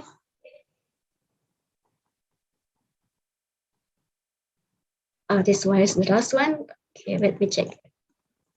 So guys, it's about investigation of resilience in primary, secondary, or tertiary students in English speaking, listening, reading, and writing skills in English language classes, in English language teaching classes. So you can use the resilience concept in our ELT research. I think that's all, Bapak. Okay, thank you very much, Bu Fanny. Okay, because we have finished with our second agenda, now we are going to the third agenda, which is the video representative of parallel session. So we need to inform that we cannot play all the videos that has been sent by the parallel presenters. So we get only one moment to show one sample of presenter's video, but don't worry, after this, we will publish all the presentation videos by presenters on Iela YouTube channel. But right now, we will play only one sample of from the participant. So let's watch. Honorable viewers, ladies and gentlemen, my name is Astri Hapsari and my team, Dia Agustina Ratu, Muhammad Muklas, and Resnia Novita Sari, we would like to present our research findings on enhancing pre-service English teachers' professional identity through LinkedIn mediated activities. And our presentation outline would come to 4 parts that will be presented to each of the presenter. The first is introduction, the second is research method, the third is our findings and also conclusion. Now, let's say to the introduction, and I would describe about how pre-service English teachers' professional identity and LinkedIn mediated activities are becoming operational in our research. When we talk about teachers' professional development, early teachers' professional development plays an important role in constructing pre-service teachers' professional identity. And what is identity? Norton defines identity as how one understands its relationship with the world and how these relationships are constructed in space and time, and also how one understands their possibilities in the future. And having socio-cultural lens to view identity, he highlight the notion of being recognized as certain kind of person in given context in defining identity, and offer us 4 ways to view identity depending on the process, which includes nature identity, institution identity, discourse identity, and affinity identity. We see the potential of LinkedIn as a social media platform and learning tool for enhancing professional identity for pre-service English teachers. And as we know that social media have long been used as formal and informal learning tool, and we see the research gap that despite the importance of social media in supporting professional development, little is known about how a professional social media platform such as LinkedIn support pre-service English teachers' professional identity. And therefore, our research aim is to describe how LinkedIn is used to shape pre-service English teachers' professional identity and investigate their views on their experience in LinkedIn mediated activities. When we see about the context in AFL context, we see the need that pre-service English teachers need to develop their sense of identity in both real communities in society and online platform. Therefore, as a lecturer, I try to integrate the idea of giving the students experience of integrating, of developing their LinkedIn platform in my teacher's professional development coursework. In this 2019 research, we try to explore more on the idea of sociocultural lens that is offered by G. And the next is the research method that will be delivered by Dia Agustina Ratu. Now we are going to research method. In this research method, we are using narrative inquiry method, which employed from Connelly and Claninin framework in 1990. This is the setting of this research. This research was conducted in teacher professional development coursework, where the first author taught pre-service English teacher. And for the participants, there are three pre-service English teachers from different batch of English education departments. During the learning process in coursework, the participants were given several tasks in coursework to create a LinkedIn account, to update their professional experience in their profile, explore LinkedIn features, create a new post that relates to their interests, expand their networking with professionals, and reflect their experience in using LinkedIn. Before they were given instructions to develop their LinkedIn profile, they were introduced to the opportunities they would have by using LinkedIn as a professional social media platform. And these are the pre-tasks that were introduced to benefit, such as networking, engaging in professional community. The data we are collected through in-depth interview, and we organize in a minimalist manner and described in detail. And for data analysis, we are using thematic analysis as a method for identifying, analyzing, and reporting the patterns of themes in the data. This is the settings. The setting of the research is in PPD coursework. You can see in the figure 1, this is the coursework material encouraging to develop all-star profile on LinkedIn. What does it mean? It does mean that these activities were intended to engage the pre-service teacher to construct their professional identity. While taking the coursework after they developed their LinkedIn profile, they were asked to post their experience on their Google site to enhance the meaning making of their experience. You can see there are a lot of experience that happens in their LinkedIn. And also the figure 2, okay, in the figure 2, a student posts on her LinkedIn experience. The research personnel consists of 1 chairperson and 3 other researchers. The lead researcher is in charge of writing research proposals, designing research design, and reporting research results. The others were assigned to validating interview instruments and collecting data, including invitation to participate as research participants, asking for research subject approval, and coding transcription result of interview. In this research, we employ G framework in 2000 as the instrument to develop research instruments before interviewing to classify the developments of professional identity mediated by activities on LinkedIn. The elements examine nature identity and also institution identity, discourse identity, and affinity identity. Now I'd like to present the finding of this research. Based on this research data, this research resulted in the emergence of 2 themes, right? The first theme is raising awareness on developing professional digital footprints. Using LinkedIn was proven as mediating activities for participants in pursuing experience related to English language teaching while updating their online CV on LinkedIn.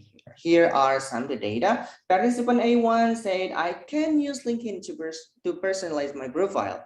I also can update my activities experience, such as participating in a seminar or teaching program.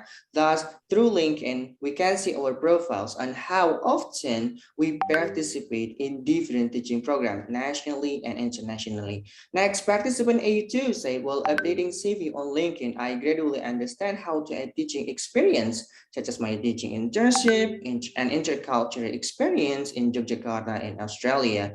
In addition, participant A3 said LinkedIn can be a stimulus. I want to add more experience. Thus, people can see me as a person who has a lot of experience. Now, I also realized that to build a good career is started by building online professional profile. From these data, all participants acknowledge that LinkedIn raises their awareness on developing professional digital footprints. By updating their profiles and documenting pictures, LinkedIn encouraged them to enhance their professional identities as future English teachers. The second theme is helping to figure out expected teacher selves in the future. LinkedIn mediated activities nurtures the participant's sense of belonging in English language teaching profession. Participant A1 say that LinkedIn facilitated people to create networking within the professional field. Since he was in junior high school, he has been willing to be a teacher, and now his intention becomes stronger. In the future, he wants to be a teacher in the course institution, school, or university. Next, participant A2 said fulfilling our LinkedIn profile can form our image through our achievement biography and other that show our capability as a teacher. In addition, participant A3 said that updating LinkedIn profile is a gradual process. His profile will always change as there will be changes of improvement in the future. So based on those statements, it illustrated that LinkedIn helped the pre-service teacher to figure out themselves in the future. Okay, so here are some participant LinkedIn profile, right? Okay, so that's all for the research finding. The last part of this presentation is conclusion that will be presented by Ms. Resnia. Okay, ladies and gentlemen, my name is Resnia Novitasari, and I'm the last presenter. The conclusion of the research we would like to share about the research aims is to describe how LinkedIn is used to enhance pre-service English teachers' professional identity and investigate their views on their experiences in LinkedIn-mediated activities. This research results into findings. First, LinkedIn-mediated activities enhance pre-service English teachers' awareness on developing professional digital footprint. And the second, LinkedIn-mediated activities help them to figure out expected teacher self-identities in the future. Implications for future pedagogical practice in the coursework is that activities involving LinkedIn should be sustained to support pre-service English teachers' professional identity construction. And that's the end of our presentation. Thank you very much for your attention. Okay, that was one of presenters' video presentation, and we can see more videos like that. They will be posted on Iela YouTube channel. So make sure that Bapak Ibu subscribe and put on the notification so you won't miss when those videos are uploaded on the channel. Also, you are also invited to actively participate by giving comment and some comments to discuss about the matter that are being discussed in those videos. So now let's go to our fourth agenda, which is a presentation by British Council English Corps that will be presented by Bapak Tony Gunawan. He is a British Council English Course Country Manager in Indonesia, and he will not only introduce us about this kind of language proficiency test, but I think he will also give us an over which we should not miss. So that's why I really recommend all of you to fully attend his presentation. So to Bapak Tony, time is yours. Okay, hello everyone. Thank you again for the opportunity for me to attend the first Iela International Conference. Allow me to introduce myself. My name is Tony. I'm a country manager of British Council English Corps for Indonesia, and it's really my honor to be here and to present in front of all of you. So I would like to ask for permission for sharing my presentation. Okay, thank you.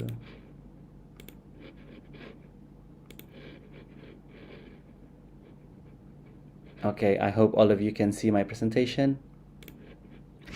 Okay. Here, a short introduction about myself. My name is Tony Hendra Gunawan. I'm a country manager of British Council English Corps. Previously, I worked for Cambridge Assessment and Pearson Qualification, and now I'm working for British Council Indonesia. Here, a bit from us for Iela, that we're proud to work with Iela to provide a free professional certificates for all of Iela attendees. And our test deadline is on December 11th, 2021. I'm so sorry for the typo. And to redeem, please go to the link here, https://getenglishcore.com, English Core for Iela. And I think Bapak Fahmi will gladly share the link with all of you. Okay, a bit about us. I believe all of you is already familiar with British Council. We've been quite some times in Indonesia and in the world. Some of our test and assessment that we have is British Council IELTS. It's an exam for study and migration, and we have British Council APTIS. It's a robust and comprehensive assessment of 4 skills tests. And now we proudly present and introduce to all of you British Council English Core, a convenient mobile test and certificates. Okay. British Council English Core is the global test and certificate of English for employment. It's already available in 150 countries, including Indonesia, and we have already 3 million new users per year in the world. And we keep growing our directory of over 1,000 institutions working together with British Council English Core, including Indonesia, and we're partnering with government departments all over the world. And here's some initiative that we work with ministries and local government in Indonesia. In August 2021, we supporting Ministry of Education PPG program. We conducting 2,046 English core tests for 2,046 English teacher all over the world. All over Indonesia, from Aceh to Jayapura. And now, not only with Ministry of Education or PPG program, we also supporting and recognize as a prerequisite for entering the talent scouting program. So talent scouting program, it's a scholarship program from Kemendikti, and we already supporting Kemendikti for the second batch now. And yeah, it's actually a scholarship program for docent or lecturer. So if they wish to take pursue their master degree or a doctorate degree, then they can take this scholarship program. And the third, we supporting East Java government with the course for workplace English. We work together with DIT, British Embassy, and we supporting ILO by testing to 200 student polytechnic and 50 teachers. We are a trusted and accurate mobile test by assessing reading, listening, grammar, and vocab. We're designed by world-leading assessment expert. We and aligned to international standards such as TOEFL or IELTS or CFA, and we are adaptive tests with instant result. And it's 40 minutes. So this is a sample of the tests from grammar and vocab, reading and listening, and some information for the attendees that are going to take the test. Reading and listening questions appear if the test taker answer enough questions in the first section. So after the test takers finish with the test, they can see the result, their score of British English core score, and by the end of the test, they can purchase the certificate. And this is the price of the certificate, but for the attendees of the ILA, we gives you for free.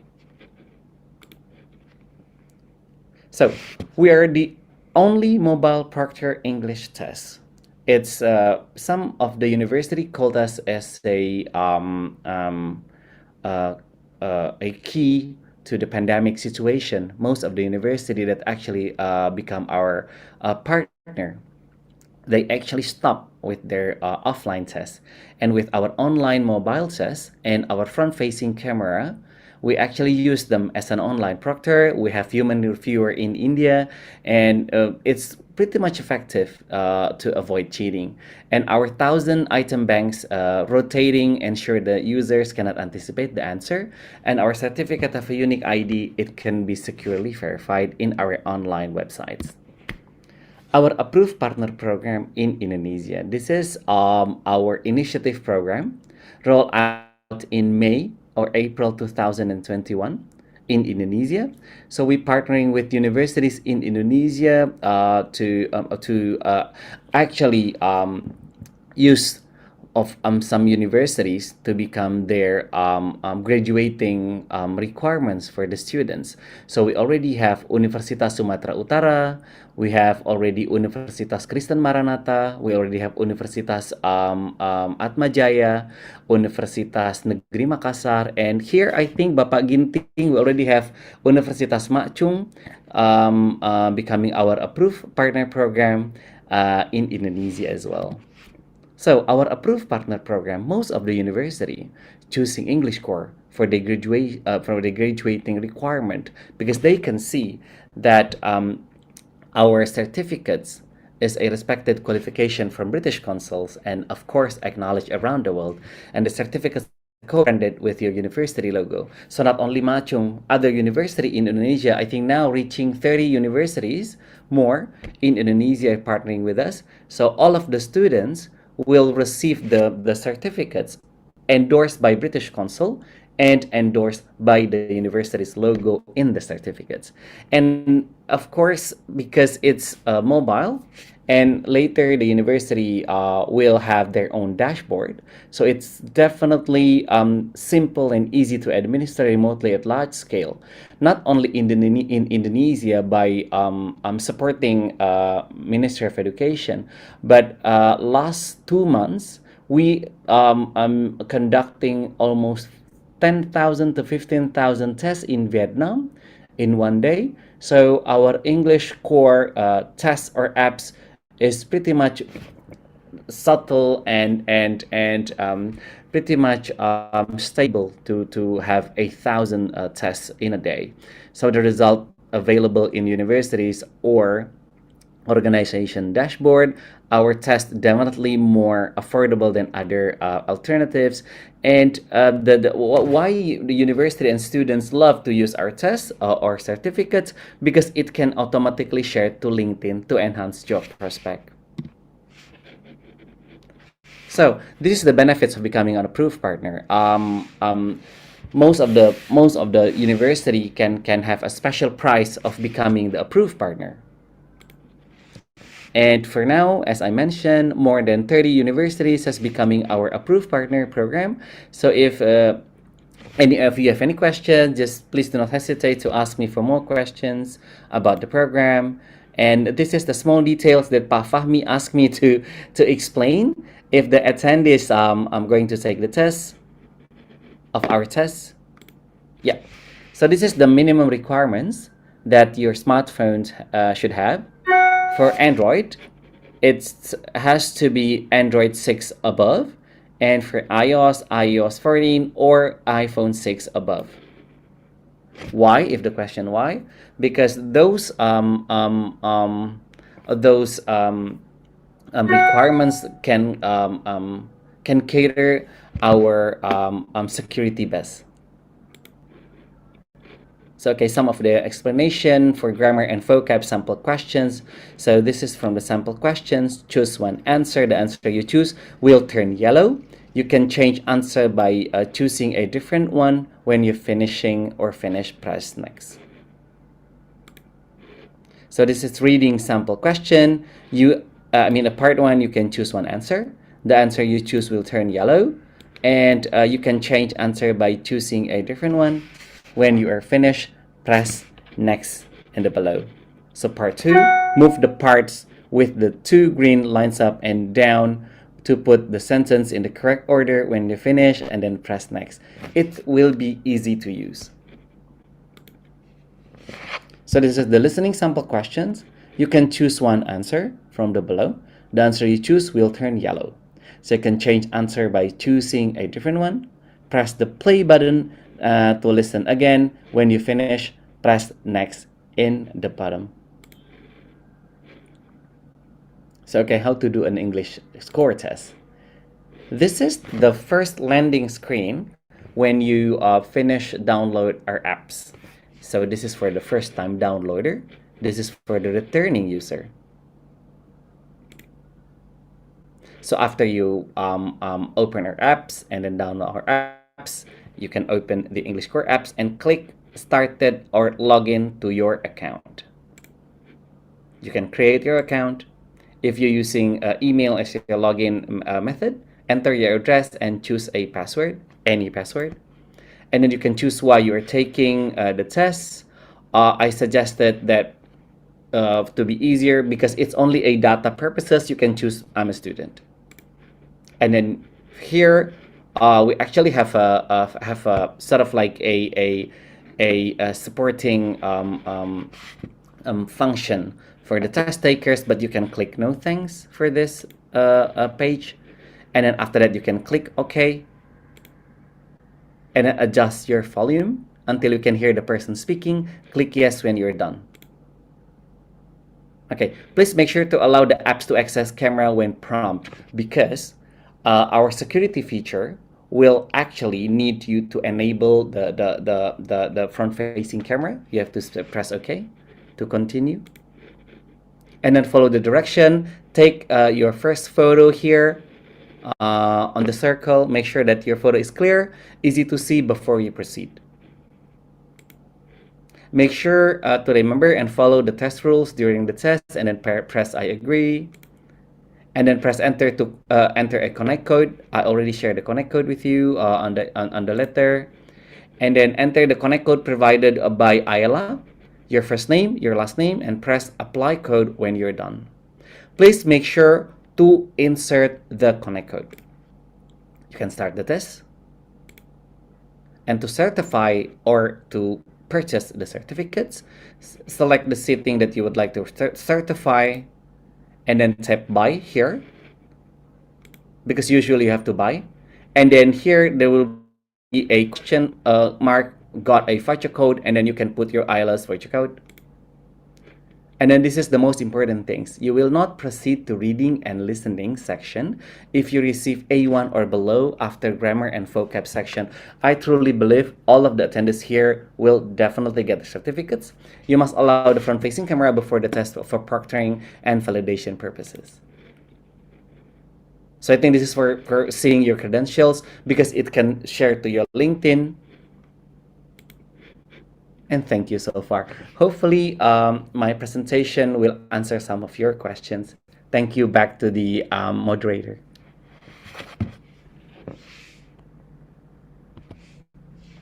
I think you're muted. Thank you, Mr. Tony, for explaining in detail to us about this language proficiency test, because to most of us, this is new. And that was very clear. And also, thank you very much for giving us a whole or a total discount for us in order for taking the test. So I think all of us should not miss this, because yeah, it's being covered by British Council manager himself. So I invite Bapak Ibu, if you have questions regarding this test or regarding how to probably making partnership, if possible, so you can also ask right now. We have one question: where can we get the connect code, or where can we get the connect code? I think you have given the connect code to our committee chairman, right? He will give the newsletter to the participants. Is there any other question from the audience? I think there's a question from Ibu. I think from Ibu Yuni, right? Is it accepted for the requirement for Cerdos? That will be the question, ya Ibu. Yeah. Okay. So far for the ministries, we are accepted by the PPG program. All of the 2046 English teacher are taking our test. So the certificate can be used for the PPG program, and our certificate are acknowledged and actually recognized as a prerequisite for talent scouting program. But for Cerdos, Ibu, we're in the process for that, because we're still new in Indonesia.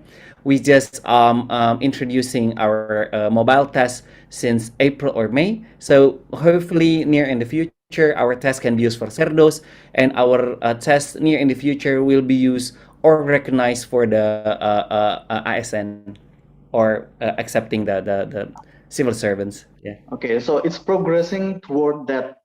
Okay. So there is also another question. Shall we take the test only today in order to use the voucher given to us? Okay, sure. I think it will be depend on the Iela board, because I already shared the email and the guidance to Bapak Fahmi. So hopefully it will be depends on Iela on when you're going to start to do the test, you can actually do any time because we already share with you the connect code and the voucher code. Yeah, and you can take the test twice a day. Okay. Yeah. So I also have a question actually. So technically, Sure. based on your explanation, can we actually take the test anytime? But in order to get the certificate, then we need to pay. I mean, like in order to take the test, we didn't have to pay it in advance. I mean, like before the test begin. But when we want to get the certificate only, is that like that? Yes, yes, yes. So you can take the test first, and then you can decide on which test actually has the higher score. So the highest score, you can buy the certificates. So if we are not satisfied with our result yet, so we just take the test again until we are satisfied, and then we make the purchase of the certificate. That's awesome, Exactly. actually. That's awesome, Yeah. actually. So I I think think that's the first one to do that kind of proficiency test. Yeah, so I think this is the first in the world. We actually disrupt the market because the test mostly, they have to retake the test if their test has failed or something like that. But I think our test, you can retake the test and you can actually purchase the highest score for your own certificate. Yeah. Okay, that's cool. Thank you. Okay, do Hopefully you we enjoyed the have? test. Yeah, from the look of it, it just looked like playing English games, like grammar games, reading games, listening games. From the looks of it, but I Yeah. don't know if I'm taking the real test. Yeah, so whenever you take the test, you can actually by the end of the test, you can actually see the breakdown of your skills. So your reading skills, your grammar skills, you will see the skills breakdown. Okay. So it's actually good for the university to use because they can see on the dashboard, they can see the skills or the level of the students' result or test. So hopefully any participant here can join Machung to become our approved partner here in Indonesia. Okay. Okay. Do we have more question in the chat box? I think no more question. I think that was very clear enough. So I think Pak Aspi, may I? Yeah, of course. Okay, thank you very much, Pak Aspi. So, Pak Tony Gunawan, on behalf of Iela board members, we would like to express our deepest gratitude to you as the representative of British Council. And we are glad to have you here and let everybody know that there is a very innovative task which is mobile and which is needed, extremely needed in this disruptive era, where we can do the task while doing it mobile or something like that. And this is the thing that we've never experienced that before. And we do appreciate that. And this is very new information to us. And hopefully it's great success for English Core British Council. Thank you very much, Pak Tony Gunawan. Thank you, Bapak Daniel, for your greetings. This is my honor actually to be here in front of all of you. We from British Council English Corps. It is our honor as well to actually give you an introduction about our test. And now being used in Indonesia, most of the students now are taking our test as become their SKPI, so they can use the certificates to enhance their job prospect. They can use the certificates all over the world. So yeah, thank you very much for your time, Bapak. Okay, thank you very much, Pak Tony. We'll meet again later. Sure, thank you. See you. Thank you very much, Pak Tony. Bye, everyone. Thank you.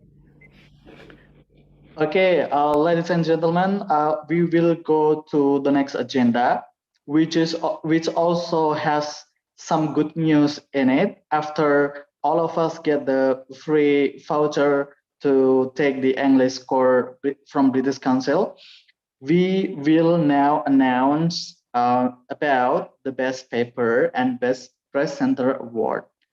So we would like to invite the IT division to display the list of the winner. Wait, Bapak.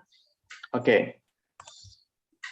So we have 5 winners for each category, 5 best papers and 5 best presenters. And I think there will be an additional award or reward for the best question. And here is the complete list. So I will be announcing, or Pak Fahmi will be announcing this one. Pak Hasbi, bisa full screen. Iela. Okay. Bu Ella, Can you see this, Pak? Yeah. Can you make it full screen? Make it full screen. Make it full screen. It is already full screen, I think, Pak. It's not. It's not yet. Not yet. Wait, Pak. Wait, Pak.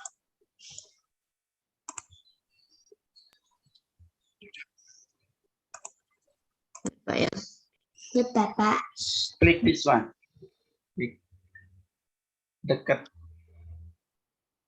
near zoom-nya. Okay, I will start reading the names of the award receivers. We will start with the best paper category. The first best paper is awarded to Arju Layana. Congratulations. From FKIP University of Muhammadiyah Tangerang, with the paper title The Issues of Academic Literacy in Conversation Practice During Online Learning. Again, congratulations. And then let's go to the second best paper award. Bu Ella, can we see the next list? Is it? You cannot see this? Oh my God. It's not moving yet. Nah, yeah. Yes. Now the second best paper is awarded to Ahmad Madkur from IAIN Metro with the title Translanguaging Pedagogy in ELT Practices Experiences of Teachers in Indonesian Pesantren-Based School.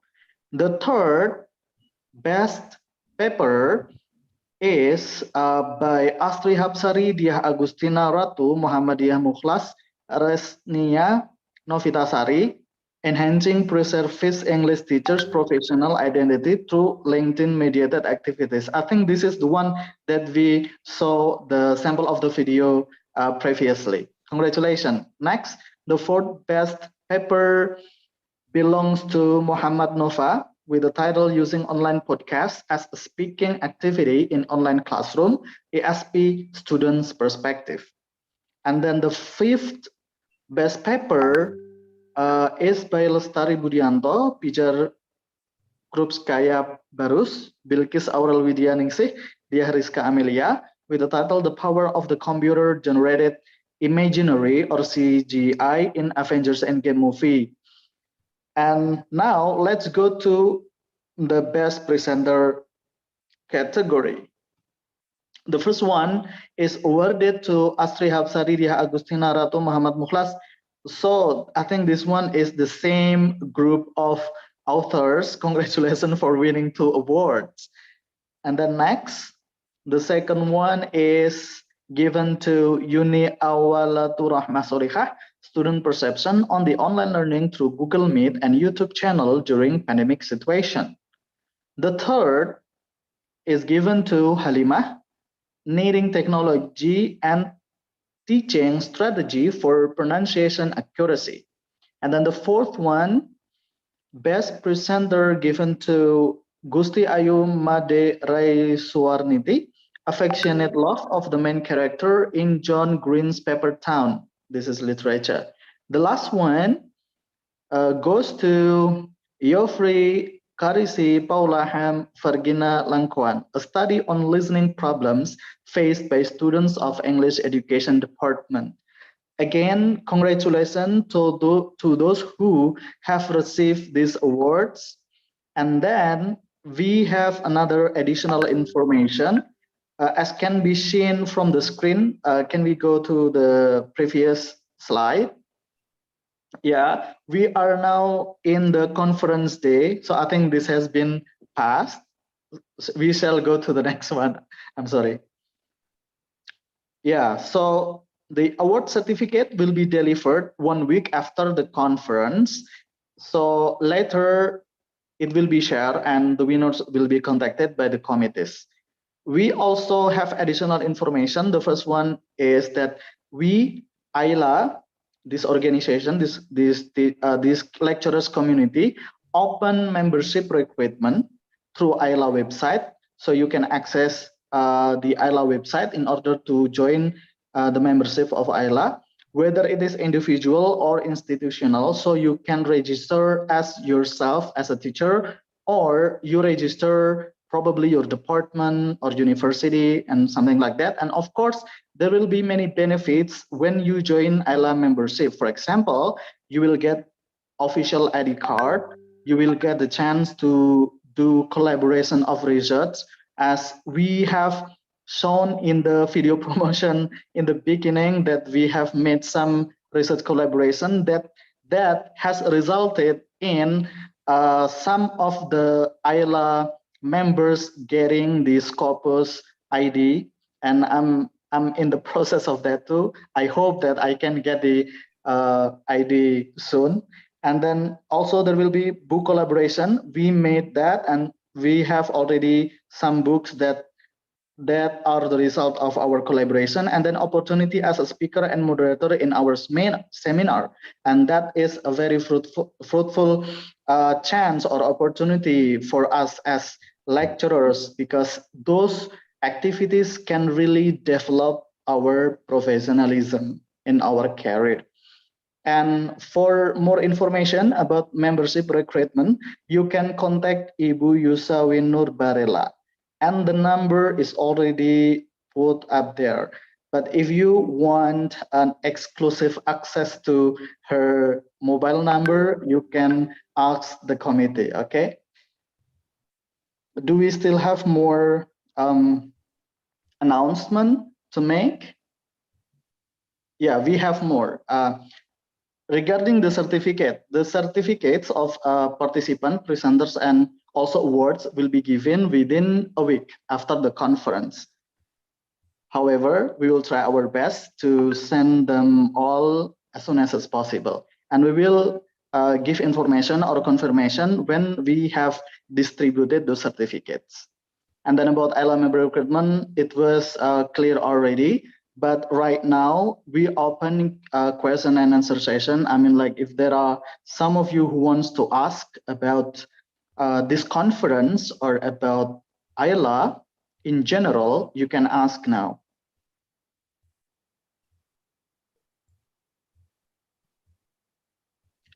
Yeah, do we have like question or queries about here?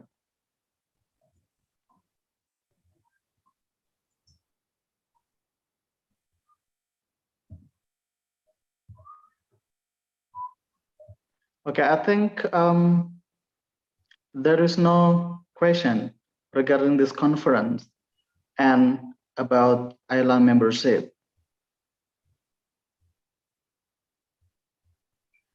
How much is the membership? So I will give the chance for the Iela board who is in charge of this kind of membership charge. Pak Fahmi, please. Yes, Pak Fahmi. Yeah, for the membership registrations, it takes 100,000 for the registrations. You can go to the website and you can see full information about what the benefits of Iela members there. And this is the website www.myiela.id on the chat box. Okay, thank you very much, Pasdi. Okay, yeah. I just want to add additional information. I know that Iela, our organization, is pretty new. This is only 1 year, like we are only 1 year after we established this organization. But during this 1 year, we have a lot of activities that are launched. So I think I can assure you that your registration to this community worth it. Is not in vain, really, because I myself, I also joined several other English lecturer organization. I also spend more money to register, but after 2 years, almost nothing has happened. Like I was not invited to join events, or even like moreover being given an opportunity to collaborate in research or writing and so on and so on.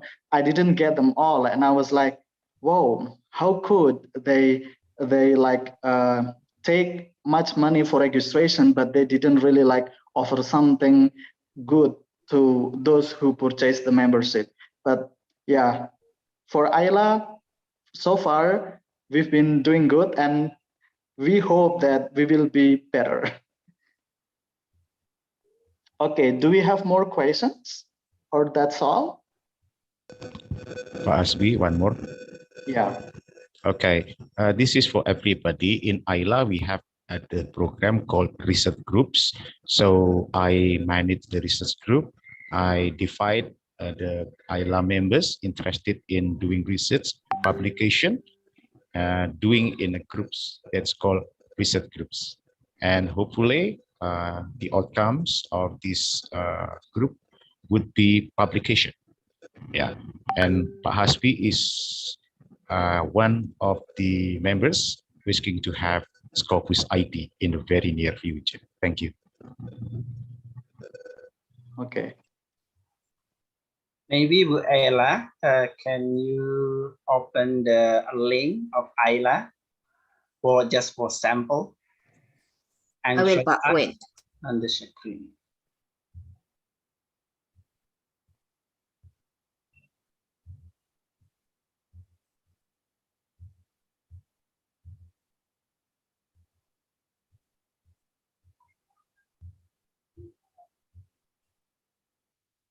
I will share this. Wait.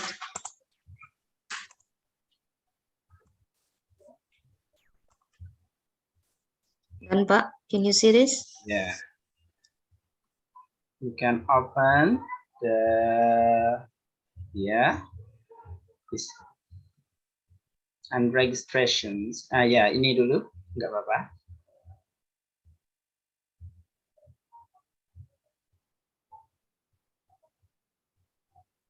Okay. And on the top,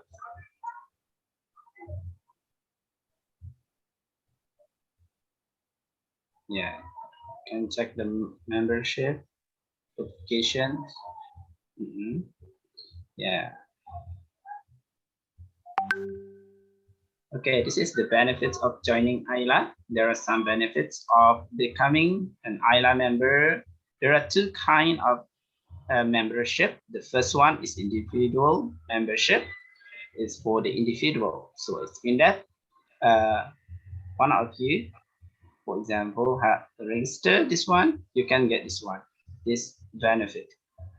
Eligible to engage in Iela activities, many activities and the program, the collaboration in writing the books, journal, and some of others. The second, obtaining financial dispensation for Iela faith activities. I think that all the Iela members have experienced this one, that they have discounts about the conference, webinar, or even the free one, and eligible to apply as a speaker in seminar conducted by Iela to obtain academic recognition. And you can read this one, the institutional membership. This is for your institutions, university. You can get many benefits here.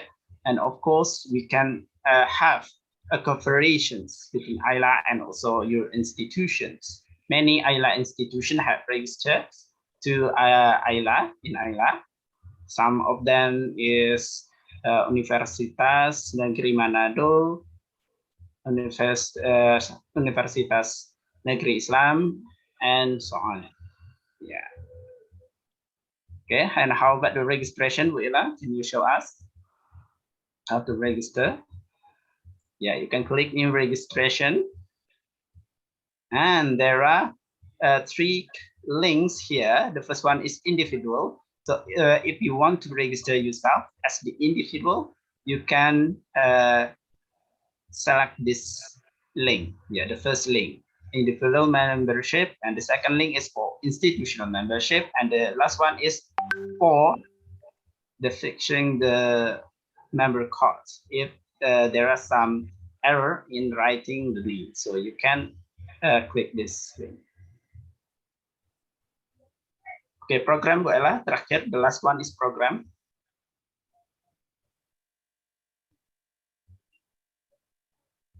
Yeah, this is the program of Iela, main program. The first one is scientific communication forums, this webinar that we have done many times.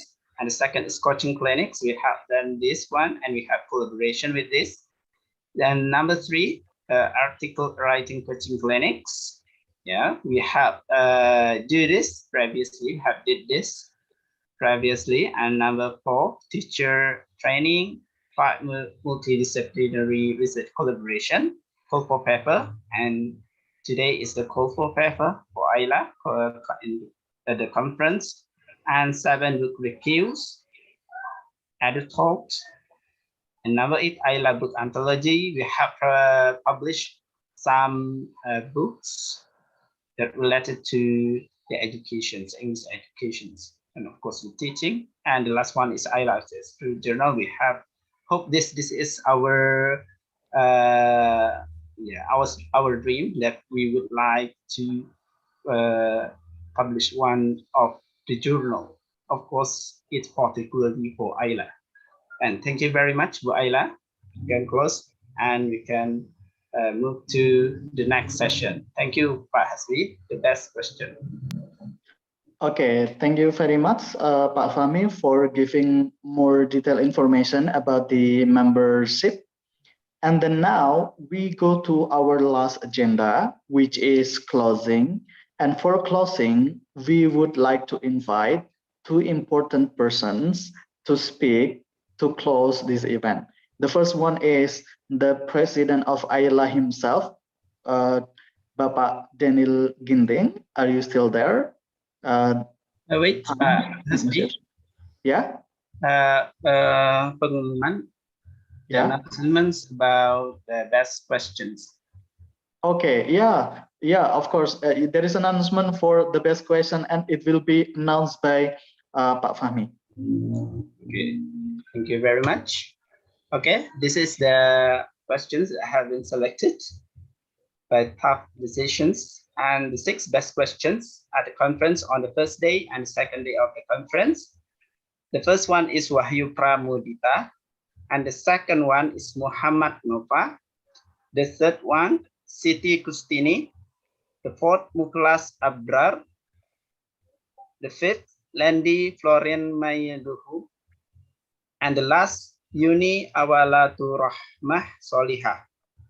Okay, congratulations for your best questions. You can get your prize by contacting the committees. Thank you very much. Okay, thank you very much, Pak Fahmi, for giving the announcement. So after all, this is like an event with happy endings, because many participants get a lot of benefits in terms of awards and so on. And now we are in the closing session. Daniel Ginting, are you there? Yes, Pak. Okay. Okay. Assalamualaikum warahmatullahi wabarakatuh. Salam sejahtera, shalom, Om Swastiastu, Namo Buddhaya, salam kebajikan. So, Bapak Ibu, finally we completed all the sessions. So, on behalf of Iela board members, I'd like to show my deepest gratitude. Thank you so much for your participation, your attendance to this conference, starting from the first day and the second day. I also like to thank all the keynote speakers for wonderful presentation, insightful, making us updated with the current studies and information about the teaching of English. And thank you so much for this. And Bapak Ibu, we would like to apologize if we cannot give you service which might not be satisfactory. and hopefully next time we could do the conference better. So finally, don't forget, always collaborate, get in touch, and from deepest of my heart, Iela would be your partner to grow together academically and being a professional as educators in Indonesia. Thank you very much. Wassalamualaikum warahmatullahi wabarakatuh. Salam sejahtera buat kita semuanya. Thank you very much. Thank you, Pak Daniel. Now, now it's the closing statement by the committee chairman of international conference. I'll give the time to Pak Fahmi. Thank you very much, Pak Hasbi. Assalamualaikum warahmatullahi wabarakatuh.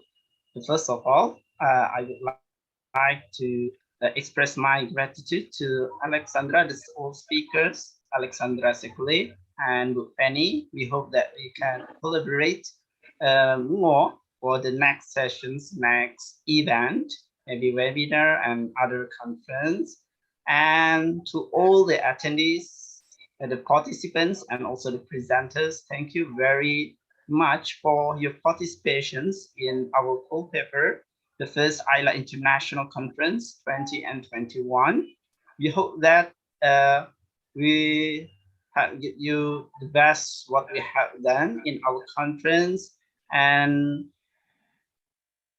we hope that you can enjoy all the sessions in the Iela from the first day and also the second day. And we are very sorry for if there is any mistake or technical error in our conference, and we hope that we can fix it for the next conference, for the better conference and better sessions.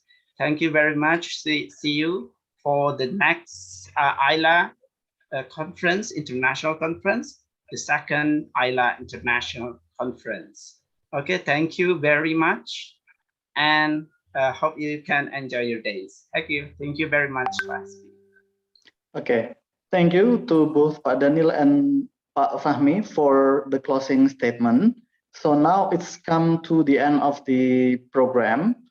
So ladies and gentlemen, that's all of our series of second day of the first Iela International Conference.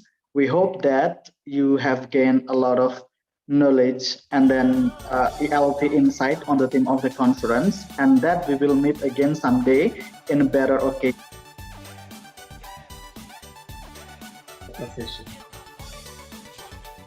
Thank you so much. Goodbye everyone. Panitia masih tinggal. Panitia masih tinggal.